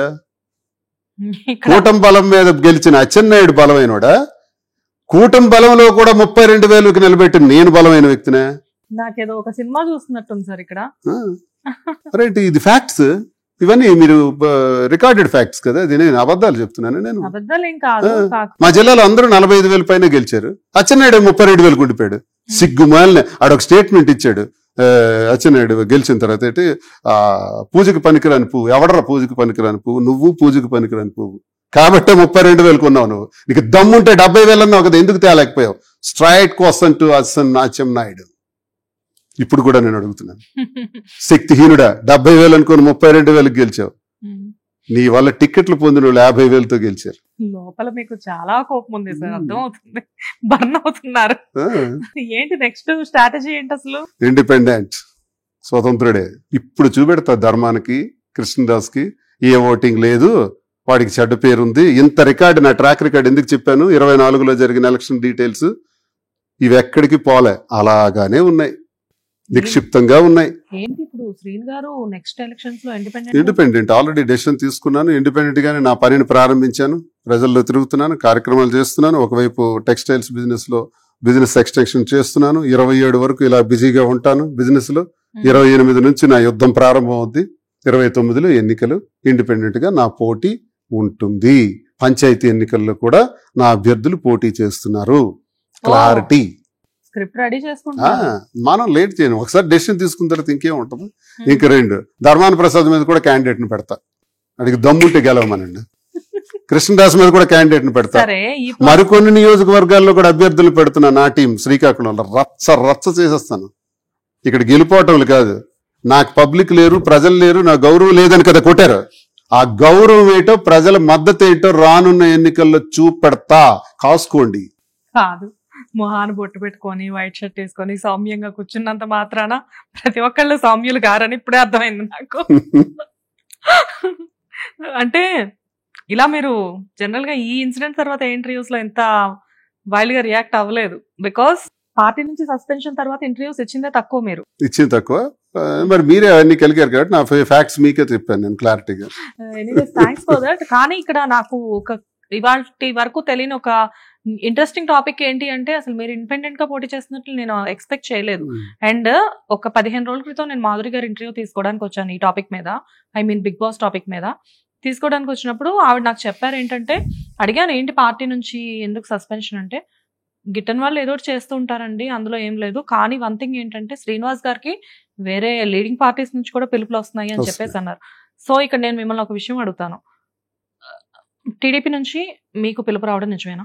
కొంతమంది నాకు చెప్పారు, మీరు కొంచెం ఒకసారి హైదరాబాద్ లో కలవాలి, ఇలా ఉంది, మీకు ఇక్కడ నుంచి పాజిటివ్ గా రియాక్ట్ అవుతున్నారు, రండి సార్ టీడీపీకి అన్నారు. అలాగే జన్సన్ ఎవరో చెప్పారు. ఇవన్నీ చెప్తే నాకేమనిపించిందంటే, చంద్రబాబు నాయుడు గారు కౌంటర్ చేసి నేను మాట్లాడాను, అంటే విమర్శించాను, లోకేష్ గారిని విమర్శించాను. ఇప్పుడు ఎలా పొగడాలి ఇదే నోరుతో? పవన్ కళ్యాణ్ గారిని కూడా విమర్శించాను. మరి ఇదే నోరుతో ఇప్పుడు ఎలా పొగడమంటారు? నాకు ఇది చేత కాదు. జగన్మోహన్ రెడ్డి గారిని కీర్తించాను, ఇప్పుడు ఇదే నోటితో ఎలా విమర్శించమంటారు? నాకు ఎందుకు ఈ తలకాయ నొప్పులు? నేను చేయలేను. అదే దువ్వాడ శ్రీనివాస్, అదే నా క్రెడిబిలిటీ. ఎవడేమనుకొని నాకు అనవసరం. ఇష్టానుసారం ట్రోల్స్ పెడతారు, తెలియనోడు ఏదో పెడతాడు. ఇప్పుడు కూడా నేను అలాంటి స్వార్థపరుణ్ణి అయితే కొంతమంది అడుగుతారు మీడియాలో, మీరు లోకేష్ పొగిడారట, పొగటమేటయ్యా, ఇప్పుడు నేను వెళ్ళిపోవచ్చు కదా. మీ కో పొలిటీషియన్స్ చాలా మంది టీడీపీ నుంచి వచ్చిన వాళ్ళే ఉన్నారు, అసెంబ్లీలో కూర్చున్న వాళ్ళు. ఇప్పుడైతే ఎవరైతే బాబు గారిని, పవన్ కళ్యాణ్ గారిని తిడుతున్నారో, కూటమి మెంబర్స్ ని తిడుతున్నారో, వాళ్ళు ఒకప్పుడు టీడీపీలో ఉండి వచ్చిన వాళ్ళే ఉన్నారు. కానీ ఇక్కడ ఏం జరుగుతుందంటే, అంటే ఇక్కడ కుల రాజకీయాలు జరుగుతున్నాయా, ఇంకోటి అయితే నేను మాట్లాడను. కానీ కాకపోతే ఏంటంటే, మిమ్మల్ని పిలవడంలో మేబీ లోకేష్ గారిని మీరు పొగిడారు అన్న, మీరు కాదు, మాధురి గారు ఒక చిన్న స్టేట్మెంట్ ఇచ్చారు. కాకపోతే పీపుల్ ఏంటంటే అదొకటే చూస్తున్నారు, దానికి ముందేం జరిగింది అక్కడ ఆ ప్రోగ్రామ్. ఈ టైంలో పవన్ కళ్యాణ్ ముఖ్యమంత్రి అయితే మంచిదా, లోకేష్ ముఖ్యమంత్రి అయితే మంచిదా అంటే లోకేష్ అయితేనే కరెక్ట్ అని అన్నాం. అంతేగాని 29 వరకు లోకేష్ అవ్వాలి, జగన్మోహన్ రెడ్డి గారు అవ్వకూడదు అన్నట్టు అని మేము అన్నట్టుగా పోర్ట్రేట్ చేశారు. అది పెట్టి చూడండి మీకు ఎలా మాట్లాడుతున్నారు దువ్వాడ శ్రీనివాస్, మాధురి అని చూపించారు. కానీ మొత్తం ఇంటర్వ్యూ వింటే అసలు కథ అర్థం అవుతుంది. సినిమా ఆఖరిలోకి వెళ్తే హీరో కొడుతుంటాడు విలన్ని, మనకు అనిపిస్తుంది ఏంటి దారుణం కొట్టేస్తున్నాడని. సినిమా మొదటి నుంచి చూస్తే ఇంకా రెడ తన్నాలి అనిపిస్తుంది. ఇప్పుడు ఈ మూమెంట్ లో మళ్ళీ జగన్ గారు మిమ్మల్ని పిలిచి, అంటే ఇప్పుడు కాదు, నెక్స్ట్ ఎలక్షన్స్ మూమెంట్ లో మీ సత్తా ఏంటో ఆయనకు తెలుసు కాబట్టి మళ్ళీ మిమ్మల్ని పిలిచి శ్రీను నువ్వే ఉండాలి అని చెప్పేసి మీకు చెప్పారనుకోండి, అప్పుడేం చేస్తారు? జగన్ అన్నమాట నేను ఎప్పుడు కాదనలేను, నేను అభిమాని కదా. కానీ ఆయన కలగానే ఇబ్బంది పెట్టలేను. ఆయనకి ఇప్పుడు నేను కలిసి అన్నా నాకు మళ్ళీ పునఃప్రవేశం చేయించండి అన్నాను అనుకోండి, ఒకవైపు అక్కడున్న లీడర్స్ ఒప్పుకోవట్లేదు, నా మాటని ఆయన ఖచ్చితంగా గౌరవిస్తాడు, నన్ను వదులుకోడు. ఇప్పుడు నేను ఆ మాట ఆయనకు ఇబ్బంది పెట్టి అనవసరంగా ఆయన మనసుని నేను ఇబ్బంది పెట్టలేను. ఆయన గెలాలి, ఆయన ముఖ్యమంత్రి అవ్వాలి అన్న ఇంటెన్షన్ ఉంటే వాళ్ళనే కన్విన్స్ చేయొచ్చు కదా. జగన్ గారు చేశారు కన్విన్స్ చేశారు. ఒకసారి నాకు ఎదురుగానే చెప్పారు, సీని వీళ్ళందరూ నిన్ను సస్పెండ్ చేయమంటున్నారని. అక్కడికి 3 నెలల ముందు నాకు చెప్పారు, వాళ్ళు ఎదురుగా చెప్పారు నన్ను నిల్చోబెట్టి, నీ వ్యక్తిగత కారణం ఏదో చెప్తున్నారు, అది ఏదో సెటిల్ చేసుకో, కొంచెం అది కోల్ చేసుకో అని అన్నారు అని అడ్వైస్ చేశారు. అక్కడికి 3 నెలల తర్వాత సస్పెండ్ చేశారు. సార్ ఇంత జరుగుతున్నప్పుడు మీకు మాధురి గారికి డిఫరెన్సెస్ ఏం రాలేదా? ఎందుకంటే ఈ రీజన్ చూపించే నన్ను ఇలా చేశారు అని. నాకు ఇవన్నీ తెలియనువా, ఏం జరుగుతుందో నాకు తెలియదా? ఈ నిర్ణయాల వల్ల ఒకవేళ నా పంచాయతీ మా 4 గోళ్ల మధ్య ఉండుంటే, మా ఇంటి పంచాయతీ, అసలు ఇవన్నీ జరుగుండేవి కావు. 4 గోళ్ల మధ్య కాకుండా తాడు తెగే వరకు లాగి సీఎం వరకు ఎప్పుడైతే తీసుకొచ్చారో అప్పుడే నాకు తెలుసు ఇన్ని డ్యామేజెస్ జరుగుతాయని. ఒక సీఎం దగ్గరికి ఫ్యామిలీ పంచాయతీ తీసుకెళ్లి కూర్చోబెట్టారు చూసారా, ఆ మహానుభావుడు కాబట్టి అవన్నీ విన్నారు. పాపం 3 సార్లు చేశారు. ఆయనకి ఎప్పుడు రుణపడి ఉంటాను నేను ఎప్పుడు. అందుకే నేను జగన్మోహన్ రెడ్డి గారిని జగన్మోహన్ రెడ్డి గారిని ఎక్కువ ఇష్టపడతాను. ఎందుకంటే ఆయనకి నాకు బాండింగ్. నేను ఎక్కడున్నా ఆయన నా గుండెల్లో ఉంటారు, నేను ఎక్కడున్నా ఆయన మనసులో కూడా నేను ఎక్కడో ఒక దగ్గర ఉంటాను. బికాజ్ ఏంటంటే పార్టీ వరకు ఓకే, కార్యకర్తలకు సంబంధించి ఓకే, కానీ ఇక్కడ భార్యని 2 పిల్లల్ని తీసుకెళ్లి ఆయన ముందు కూర్చోబెట్టి నేను పట్ల వాళ్ళు చాలా కంప్లైంట్ ఇచ్చి వచ్చారు. కానీ అసలు దీన్ని ఒక ఫ్యామిలీ థింగ్ ని కూడా ఆయన పరిష్కరించడానికి చూసారు అంటే అసలు అదొక గ్రేట్ మ్యాన్. అదే విచిత్రంగా అనిపిస్తుంది. అందుకే నేను అంటున్నాను కదా, మీరు ఇప్పుడు పార్టీ ఎందుకు వెళ్ళకూడదు అంటే, ఇప్పుడు వెళ్ళి ఏం చేయాలి? నేను ఆయన్ని విమర్శించాలి. నేను విమర్శించగలనా? అంటే పార్టీ కాదు ఇక్కడ ముఖ్యం, ఆయనతో స్పెషల్ బాండింగ్, వ్యక్తిత్వం, క్యారెక్టర్ బాండింగ్. విమర్శిస్తే నేను మనిషినేనా నేను అసలు ఎలా విమర్శిస్తాను? నిన్నటి వరకు పవన్ కళ్యాణ్ గారికి విమర్శించి ఇప్పుడు ఎలా పొగుడుతాను? ఇది మనుషులు చేసే పనేనా?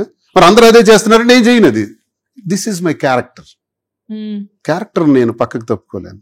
అందుకే నా దమ్ము, నా ధైర్యం, నా పొగరు, నా ఈగో, ప్రతి మాటలో కూడా నాకు ఈ పొగరు ఎందుకు వస్తుందంటే నా క్యారెక్టర్, నా పొగరు, నా నిజాయితీయే నా పొగరు.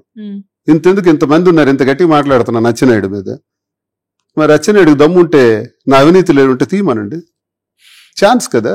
సరే, నిజాయితీ మీద పోరాడే మీ మీద ఒక రౌడీ షీటర్ అనే రిమార్క్ ఎందుకు పడింది? వైబ్రెంట్ గా మాట్లాడి ఫెరోషియస్ గా మాట్లాడితే చిన్న రౌడీ క్యారెక్టర్ కూడా చేయగలడు. నేను ఎర్రనాయుడితో ఫైట్ చేశానంటే, నువ్వు దమ్ముంటే రా, నీకు బట్టలు ఓడదీస్తానని ఎర్రనాయుడికి అన్నాను. పవర్ ప్లాంట్ పోరాటాల్లో వేలాది మంది మీటింగుల్లో అన్నాను, రికార్డెడ్ ఇవన్నీ. రా నువ్వు దమ్ముంటే ఈ ప్రాంతానికి అన్నాను. ఆ సీన్ ఎక్కడ సార్? కార్ మీద కూర్చొని ఐరన్ రాడ్ తిప్పుతున్నారు. ఆలూరులోనే, వాళ్ళ సొంతూరులోనే. అలా బెదిరించకపోతే, అలా యాక్ట్ చేయకపోతే అక్కడ రాజకీయాలు చేయలే. కాదు సార్, మీ గెటప్ కి, మీ బొట్టుకి, మీ డ్రెస్సింగ్ కి, మీరు ఆ రాడ్ పట్టుకోవడానికి పర్ఫెక్ట్ ఫ్యాషనిస్ట్ లాగా నేను సరిపోయారు. కాదని చాలా మంది చెప్తారు, కానీ నేనే ఇది నిజమంట, రాసి పెట్టుకోండి. నేనే.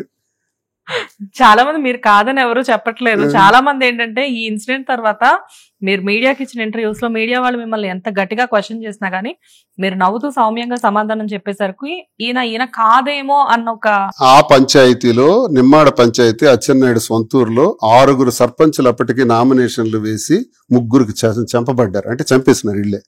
అచ్చెన్నాయుడే వాళ్ళ తోటల్లోనూ ఒక తోటల్లో ఒకడికి, ఇంటికి వెళ్ళి ఒకడికి 3ని చంపేసినారు. సొంత తమ్ముడు బుజ్జి అనే వ్యక్తిని కూడా అర్ధరాత్రి చంపేసినారు. ఇది వాళ్ళ చరిత్ర. సర్పంచ్గా ఎవడు పోటీ చేయడానికి వీల్లేదు. ఆ చరిత్రలో మొట్టమొదటిగా నామినేషన్ వెయ్యాలి. హత్య రాజకీయాలు సొంత తమ్ముడిని ఎవరు చెప్పారు? 94-95లో ఎర్రనాయుడు అచ్చెన్నాయుడు కలిపి చంపారు. ఇది ఎన్నో మీటింగ్, ఎన్నో వీడియోస్ లో, ఎన్నో ఇంటర్వ్యూస్ లో నేను చెప్పాను. మా ఊర్లో అడగండి చెప్తారు. ఈనాటికి ఆ రక్తం మరకలు అందరికి గుర్తే. అర్ధరాత్రి నిమ్మాళ్ళు మరో 3 సర్పంచులు కూడా పోయినారు కదా. సో నామినేషన్ వేయడానికి అప్పన్న అనే వ్యక్తిని కూడా చంపేస్తామని బెదిరించారు. ఎవడరా నేను చంపేది, పదాపడకలు నేనే ఇస్తాను నామినేషన్ అన్నాను. ఊర్లోకి వెళ్ళినప్పటికీ నిజంగా కత్తులు, కర్రలు, కొడవళ్లతో వచ్చారు. మీకు ఆ వీడియో క్లిప్పింగ్స్ ఇప్పటికీ ఉన్నాయి. నన్ను అందరూ చుట్టుముట్టేశారు. నా స్కార్పియోను కూడా షేక్ చేసి పల్టీ కొట్టించేసి నన్ను బంధించి నన్ను కొట్టేయాలని చూశారు. అవన్నీ వీడియోస్ ఉన్నాయి, కావాలంటే మీకు క్లిప్పింగ్స్ ఇస్తాను చూసుకోండి. అటాక్ చేశారు. అటాక్ చేసి ఊరు నుంచి మమ్మల్ని బయటకి అంటబెట్టేశారు. పోలీసులు మమ్మల్ని తీసుకుపోయారు. అప్పుడు నేను వచ్చి ఊరు బయటే కారు ఎక్కి కూర్చున్నాను. నేను ఇప్పుడు ఇంటికి వెళ్తే చచ్చిపోవడం బెటరు. నామినేషన్ వేయకుండా ఎక్కడికి వెళ్తాను? ఇంకా 2 hours ఉంది. నామినేషన్ వేయాల్సిందే అని కూర్చున్నాను. కాదు, వాళ్ళూరికి వెళ్ళి అంత ధైర్యం వెళ్తాను. వాళ్ళూరు అయితే ప్రజాస్వామ్యం ఇది. అభ్యర్థిని కాదని హక్కు వాళ్ళకి ఎక్కడ ఉంది? అప్పుడు నేను అక్కడ కూర్చున్నానని తెలిసి వేలాది మంది ప్రజలు వచ్చేసారు. వెళ్ళాం. వాళ్ళు ఆయుధాలతో ఉన్నారు, కత్తులు కర్రలతో ఉన్నారు. మేము మాకు తోచిన ఇదే అబద్ధమేం కాదు. వెళ్ళాను, అటాక్ చేసి నామినేషన్ వేయించాను. పోటీ జరిగింది. 159 ఓట్లు వచ్చాయి. చరిత్రలో మొదటిసారి సర్పంచ్ గా పోటీ చేసిన వ్యక్తికి 136 పంచాయతీల్లో 119 పంచాయతీలు గెలిచాను వంటి చేత్తో. In the history of Tekkali constituency 40 సంవత్సరాల తర్వాత గ్రాండ్ విన్నింగ్ అది, రికార్డ్. 139లో 119 పంచాయతీలు, 4 ఎంపీపీలు, 4 జెడ్పీటీసీలు కూడా అఖండ మెజార్టీతో గెలిచాం. ఇది రికార్డ్. భయానికి మీనింగ్ తెలియని బ్లడ్ అని అంటూ ఉంటారు కదా. సో అది మీకు బాగా నిజాయితీగా ఫైట్ చేయటం. ఇప్పుడు నేను ఆ రోజు అక్కడికి వెళ్ళానంటే దేనికోసం వెళ్ళాను? పార్టీ కోసం వెళ్ళాను, ఒక అభ్యర్థి కోసం వెళ్ళాను, ప్రజాస్వామ్యబద్ధంగా ఎన్నికలు జరగాలని వెళ్ళాను, నిరంకుశత్వం వద్దని పోరాడాను, ప్రజల పక్షాన్ని పోరాడాను. అదేదో నా ఆస్తుల కోసం నేను వెళ్ళా, అక్కడికి నా ఆస్తి గొడవల కోసం వెళ్ళా. తప్పే ఉంది? ఇక్కడే కూర్చుంటాను ఈ వ్యాన్ మీదే. చంపేస్తే చంపని, నామినేషన్ ఏముంది, నేను వెళ్ళనన్నాను. వెళ్ళాం తిరిగి కొన్ని వేల మంది ఊర్లోకి. వెళ్ళిన తర్వాత పోలీసులు వచ్చారు. సార్ మీరు ఇక్కడే ఆగండి, ఊర్లోకి వస్తే పెద్ద గొడవ అవుతుంది అని చెప్పి మమ్మల్ని ఆపి వాళ్ళ దగ్గర నుండి తీసుకెళ్లి నామినేషన్ వేయించి తెచ్చి మా అభ్యర్థిని చెప్పారు. మాకు సక్సెస్. ఏమికి 159 ఓట్లు ఎందుకు రావాలి ఆయనకి? ఫస్ట్ టైం హిస్టరీలో. ఇప్పుడు ఆ కుర్రాడిని నానా ఇబ్బందులు పెడుతున్నారు. ఆ ఊరు నుంచి ఇప్పుడు 1.5 సంవత్సరం అవుతుంది ఆ ఊర్లోకి అడుగు పెట్టలేదు ఆ నామినేషన్ వేసే అభ్యర్థి అప్పన్న, కింజరాపు అప్పన్న అని. జీవితమే పోయింది. జీవితమే పోయింది. బయట ఉన్నాడు. కాదు, ఒక మనిషి ఎగెనిస్ట్ గా పోటీ చేస్తే ఇన్ని జరుగుతున్నాయి వెనక. ఇది ఎవిడెన్స్ కాదా లేదో చూడండి ఒకసారి. ఊరిలో కెమెరా పట్టుకొని అప్పన్న ఇంటికి వెళ్ళాడో లేదు చూడండి. వాళ్ళకున్న 8 ఎకరాలు కూడా నీటికి నాట్లు వేసారో లేదు చూడండి. వాళ్ళు రౌడీజం పెట్టి ఇప్పుడు అర్థం అవుద్ది ప్రజలకు. నేను అదే చెప్తున్నా. అచ్చెన్నాయుడు రౌడీజంతో వాళ్ళ మీద నామినేషన్ వేసే కింజరాపు అప్పన్నని నేటికి 14-15 నెలలు ఇది ఊర్లో అడుగు పెట్టనివ్వలేదు. 2 అన్నదమ్ములు కూడా ఊర్ల నుంచి పరారైపోయారు. బయట బతుకుతున్నారు. వాళ్ళు తిండికి లేక ఆర్థిక ఇబ్బందులతో నరకం చూస్తున్నారు, వరిస్సలో ఉంటున్నారు. ఇది వాళ్ళ రౌడీజం. దీన్ని నేను అడిగితే నేను రౌడీనా వాళ్ళు రౌడీలే? ఎవడు రౌడీ? అచ్చెన్నాయుడు రౌడీయా, దువ్వాడ శ్రీనివాస రౌడీయా? ఏదో నాకు తోచిన విధంగా అప్పన్నని నిలబెట్టుకుంటూ వస్తున్నాం. ఎన్నాళ్ళు నిలబెడతాం? బయట ఉన్నాడు, ఇబ్బందుల్లో ఉన్నాడు. ఎప్పుడు రోజులు మారుతాయో తెలియదు. వాళ్ళ పొలాలకు నాట్లు వేసుకోలేదు ఈ రోజు వరకు కూడా. 1.5 కాలంలో మీరు డైరెక్ట్ గా హెల్ప్ చేస్తున్నారు.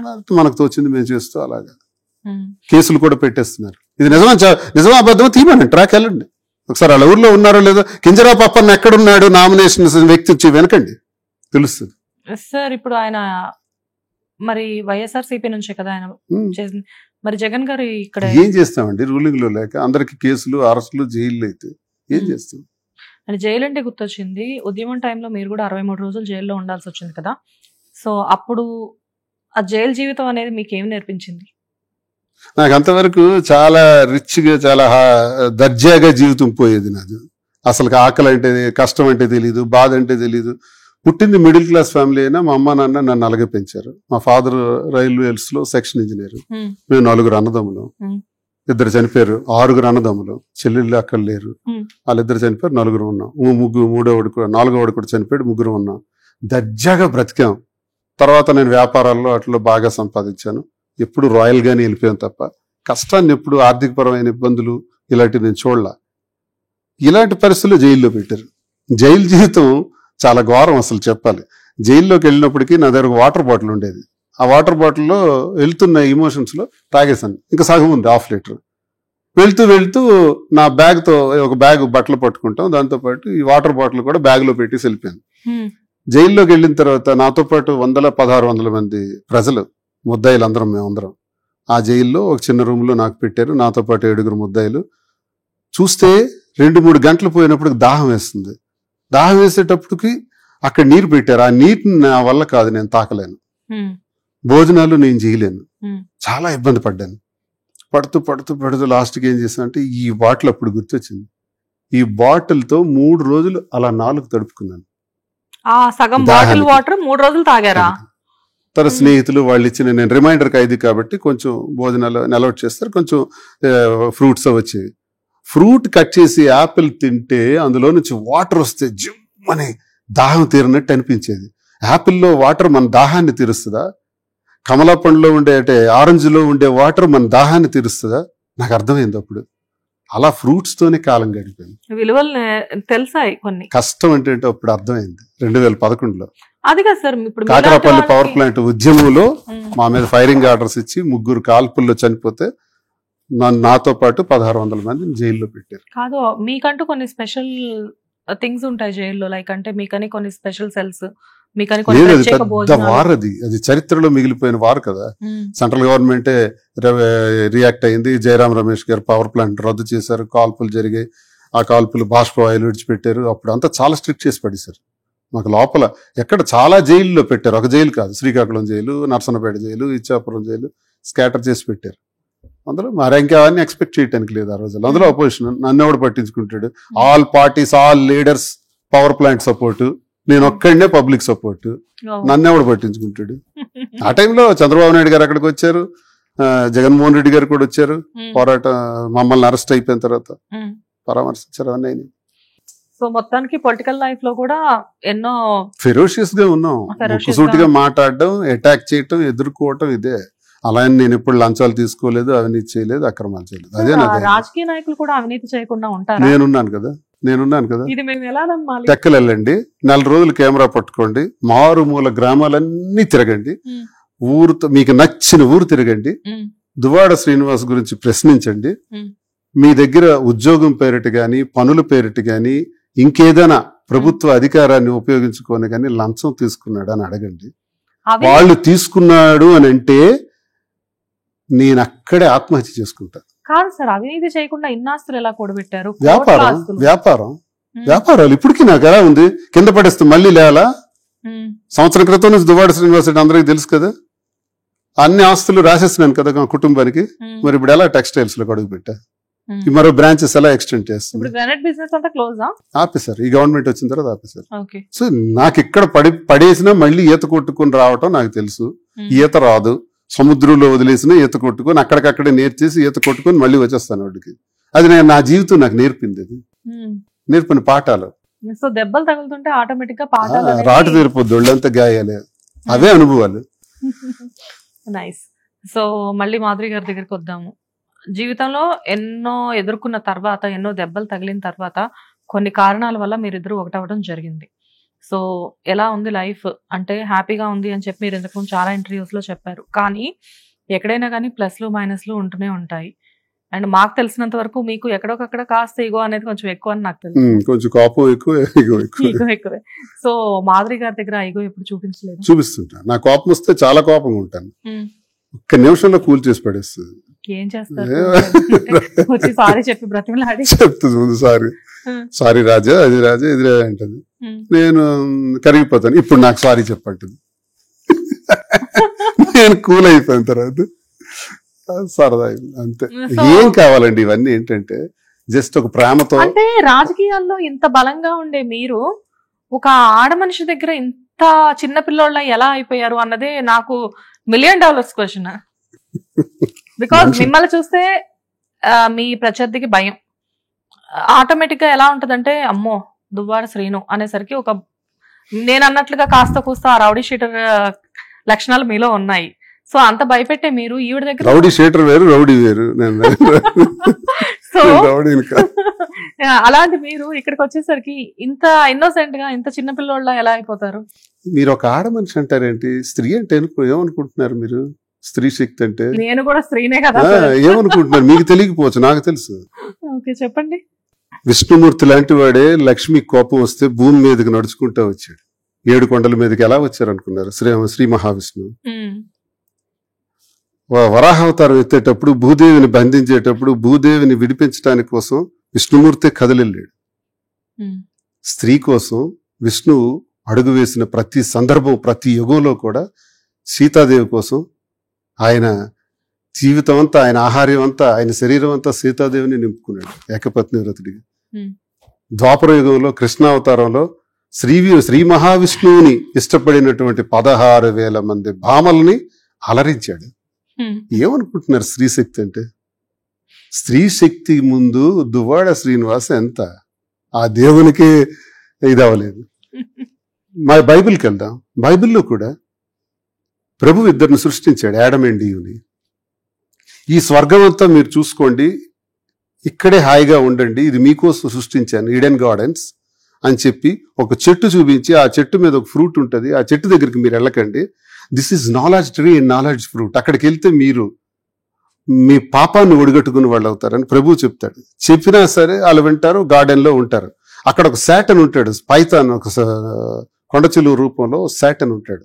వాడు చాలా డేంజరస్, విషం, భగవంతుడికి వ్యతిరేకి, వాడు శత్రువు.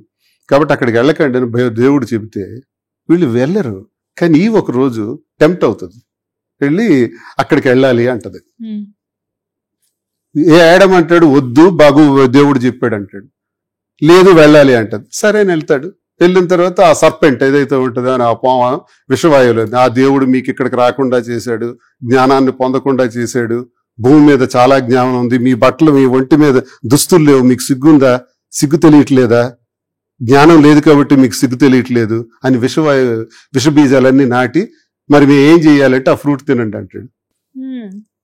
ఆ సాటన్ అనేటప్పుడు ఆ ఫ్రూట్ తీస్తుంటే వద్దు అంటాడు యాడమ్. ఫ్రూట్ తీస్తుంది, తింటది, తినిపిస్తుంది. వద్దు అంటాడు, తినిపిస్తుంది, తింటాడు.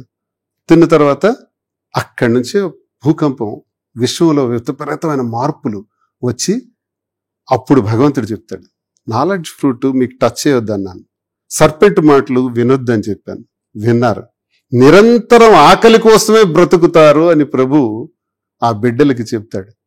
ఆకలి కోసమే పాకుతారు. ఆఖరికి ఈ కష్టాలన్నీ మనిషి అనుభవించడానికి కారణం ఏంటంటే ఒక స్త్రీ తీసుకున్న నిర్ణయం. డోంట్ అండర్ ఎస్టిమేట్ విమెన్ అంటే ఒక శక్తి. ఈ సృష్టికర్త ఎవరు? విమెన్. ఒక ఆడదేనంటారేంటి? ఏంటి ఆ ఉద్దేశం? మీకు మీరు పలచన చేసుకోవచ్చు, నేను స్త్రీని గౌరవిస్తాను. స్త్రీ అన్నీ చేయగలరు, అన్నీ నడిపించగలరు. మగాడికి ఉన్నది ఏంటండి? ఉన్న శక్తి ఏంటండి? శరీర దారుఢ్యం తప్ప, అదొక్కటి తప్ప ఇంక ఏ శక్తి లేదు మగాడికి. అన్ని శక్తులు స్త్రీకే ఉన్నాయి, ఆదిపరాశక్తి. సో అక్కడ సరెండర్ అయ్యానంటారా? నైస్. తెలుగులో భగవద్గీతలు, పురాణాల గురించి చెప్పారు, బానే ఉంది. బైబిల్ గురించి కూడా చెప్తే నాకు ఈ స్టోరీ తెలీదు, చాలా ఇంట్రెస్టింగ్ గా వింటున్నాను అన్నమాట. అంటే నేనేమైనా తప్పులు చెప్పుంటానేమో, మరి క్రైస్తవులు మన్నించాలని కోరుకుంటున్నాను. నేను చదువుకున్నది, నేను ఆ పాట అర్థం చేసుకున్నది. దువ్వాడ గారు మా బైబిల్ కూడా చదివారు అని చెప్పేసి ఖురాన్ కూడా టచ్ చేశాను. అవునా? దాంట్లో ఏమైనా చెప్తారా? ఒక్క మాటలో చెప్తారు ఏంటంటే, ప్రవక్త మహమ్మద్ ప్రవక్త నేను నీకు ఎలా అయితే సేవలు అందిస్తున్నాను నీ తోటి వారికి కూడా నువ్వు అలాగే మేలు చెయ్యు అని ఖురాన్లో చెప్పబడింది. ఒక్క మాట చెప్పాలంటే సూపర్. మొత్తానికి మూడింటిని టచ్ చేసి వదిలిపెట్టారు. చదివితే తెలుస్తాయండి. Super super. నాలెడ్జ్ అనేది బుక్స్ నుంచే గెయిన్ చేశారు. Ignorance is death, knowledge is life. Vivekananda చెప్తారు, లార్డ్ వివేకానంద. ఇది తెలుసు నాకు. ఇగ్నోరెన్స్ అనేది మోస్ట్ పవర్ఫుల్. నాలెడ్జ్ లేకపోవడం చావుతో సమానం. నాలెడ్జ్ ఉంటేనే లైఫ్. అది మనం ఎందుకు పెంచుకోకూడదు? ప్రయత్నించాలి. నాలెడ్జ్ 3 రకాలుగానే వస్తుంది. 1 వినటం ద్వారా, 2 చదవటం ద్వారా, 3 మాట్లాడటం ద్వారా. ఎంత మనం చదవగలం, ఎంత మనం వినగలం. కాబట్టి చదవటం అనేది ఎక్కువ కష్టం అవుతుంది, అలాగని వినటం కూడా ఎక్కువ కష్టం అవుతుంది, మాట్లాడటం కూడా కష్టం అవుతుంది. కానీ 3 మార్గాల ద్వారా అన్ని తెలుసుకోవడం సులభం అవుతుంది వీలైనంత వరకు. ఎప్పుడైనా మాదిరి గారిని కూర్చోబెట్టి కొటేషన్స్ అని చెప్తూ ఉంటారు. క్లాసులు పీక్ వదులుతా అన్ని చెప్తా. ఏమంటారు? ఎందుకు వచ్చిన కొటేషన్స్ రాజా నాకు ఇవన్నీ అంటారా? దుర్యోధనుడు అంటే ఎలా ఉంటారో నాకు తెలియదు, కృష్ణ పరమాత్ముడు అంటే తెలిసి ఎన్టీఆర్ లాగా ఉంటాడు. సూపర్ నాలెడ్జ్ ఉంది. ఎన్టీఆర్ చూసాను, కృష్ణుడు అంటే ఉండి ఎన్టీఆర్ తోనే స్టార్ట్ చేస్తాను. నేను చాలా మంది తెలియదు కానీ పిల్లలకి నేర్పించాలి. భగవద్గీత, మహాభారతం, రామాయణం ఇది నేర్పించకపోతే వాడు ఐఏఎస్ చదివిన వేస్ట్. ఇది నేర్చుకుంటే ఏది చదవకపోయినా పర్వాలేదు, అంత జ్ఞానం అందులో ఉంది. ప్రతి సమస్యకి సొల్యూషన్ ఉంది. అయితే ఇది ఎలా? తను గుడ్ క్వశ్చన్ వేసింది. దుర్యోధనుడు ఎలా ఉంటాడో, ధృతరాష్ట్రుడు ఎలా ఉంటారో ఇవన్నీ తెలియదంటే అప్పుడు రామారావు గారు సినిమాలు తీశాం. రామారావు గారు గొప్ప విజ్ఞానాన్ని అందించారు అసలు తెలుగు వాళ్ళకి. ఆయన ఒక ఇనిషియేషన్, ఆయన అంటే అందుకే కారణ జన్ముడు అంటాను నేను రామారావు గారిని. ఆయన తీసిన సినిమాల్లో భీష్మ సినిమా ఒకటి, దానవేర సూరకర్ణ ఒకటి, పాండవ వనవాసం ఒకటి, శ్రీకృష్ణ విజయం ఒకటి, ఇలాంటి సినిమాలన్నీ వేస్తే అప్పుడు ఎవరు ఎలా ఉంటారో అర్థమైంది తనకి. అప్పుడు మహాభారతం చదవడం చూడలే ఎవరు ఇప్పుడు వాళ్ళకి ఎవరికి తెలుసు? దానవేర సూరకర్ణ ఎవడైనా ఎంతమంది చూస్తున్నారు? అది ఒక లెజెండ్. సినిమాల్లో అలాంటి సినిమా రాదు సార్. ఆ సినిమా మాధురి గారు చూడకపోవడం అనేది నేను చూపించాను. ప్రతి సీన్ ఎక్స్ప్లెయిన్ చేసి చెప్పాను, పాజ్ కొట్టి చెప్పి డైలాగ్ చెప్పాను. దానవేర సూరకర్ణ చూస్తే ఒక మహా గ్రంథం చదివినట్టే. అలాగే దానికి లింక్ చూడాలి. ఇంకా భీష్మ అనే సినిమా కూడా చూడాలి. అసలు మహాభారతానికి ప్రారంభం ఏంటి అన్నది భీష్మలో ఉంటుంది, రామారావు గారు నటించింది. పాండవ వనవాసం చూడాలి. ఇలా చూస్తే అది అర్థమవుతుంది. అలాగే రామాయణం కూడా ఆయన తీసిన చాలా సినిమాలు ఉన్నాయి. రామాయణంలో కూడా వాల్మీకి అనే సినిమా చూస్తే అసలు రామాయణానికి కారణం ఏంటి అన్నది అర్థమవుతుంది. వాల్మీకి తర్వాత ఇక రామారావు గారు సీతారామ కళ్యాణం ఇవన్నీ తీశారు. అవన్నీ చూస్తే ఆయన మహానుభావుడు. ఆయనకి చూస్తే ఆయనలాగే ఉంటాయి ఆ కథల్లో ఉండే పాత్రలు కూడా. పిల్లలకి నేర్పించాలి అని చాలా అద్భుతంగా చెప్పారు. ఇంతకు మీ పిల్లలకి నేర్పించాను. అప్పుడు రాత్రి 9కి స్టార్ట్ చేస్తే 10:30-11 వరకు ఇదే పని. వాళ్ళకి ఇవన్నీ తెలుసు. 18 పర్వాలు మహాభారతంలో తెలుసు అని నేర్పించాను. సో రాజకీయంగా, వ్యక్తిగతంగా ఎంత బిజీగా ఉన్నా కానీ ఫ్యామిలీ విషయంలో చాలా, వాళ్ళిద్దరి విషయంలో, జస్టిస్ చేయాలో పిల్లలిద్దరి విషయంలో చాలా కాన్సన్ట్రేట్ చేసేవాడిని. ఎంత తిరిగి వచ్చినా సరే ఆ బుక్ పెట్టుకుని చదివి వినిపించేవాడిని. సార్ ఇప్పటికి చాలా మందికి ఉన్న డౌట్, ఇది నాకు పర్సనల్ గా తెలుసు కానీ బట్ అయినా కానీ ఆన్ ది కెమెరా అంటే ఆఫ్ ది రికార్డ్స్ కాకుండా ఆన్ ది రికార్డ్స్ అడుగుతున్నాను. ఏంటి ఇప్పుడు పిల్లల పరిస్థితి ఏంటి? పిల్లలతో టచ్ లో ఉన్నారా? పిల్లలతో టచ్ లో ఉన్నాను. పిల్లలకి నేను కాకపోతే ఎవరు చూస్తారు? నా బాధ్యత కదా, నా రక్తం నేనే చూస్తాను. అది ఇప్పుడే చాలా సార్లు చెప్పాను అన్నమాట. చెప్పారు కానీ ఈ విషయంలో అందరికీ ఒక చిన్న డౌట్ ఉంది. ఏం డౌట్ పడాల్సిన అవసరం. పిల్లలు నాన్నని వాళ్ళు ఇక్కడ ఉన్నారు, నాకన్నా బాగుంటారు. సో మంచి చెడ్డలు అంతా ఇప్పుడు చిన్న పాప మెడిసిన్ ఇప్పుడు మెడిసిన్ అయిపోయింది, పీజీకి ప్రయత్నిస్తుంది.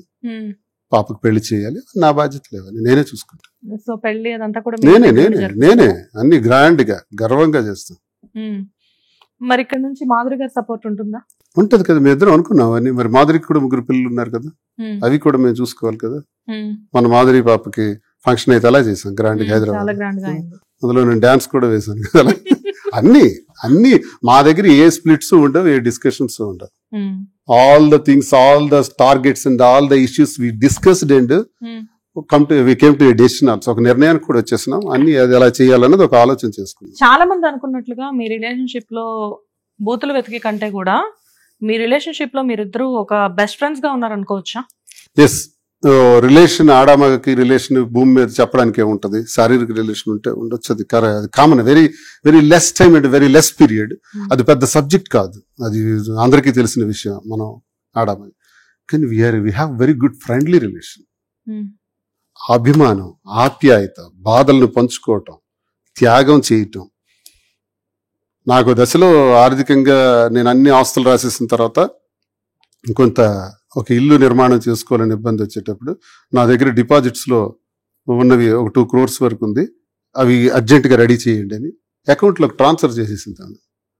ఆ ట్రాన్స్ఫర్ స్టేట్మెంట్స్ కూడా ఉంటాయి. ఆ డేట్స్ ఫిక్స్డ్ డిపాజిట్లనే ట్రాన్స్ఫర్ చేసేసింది.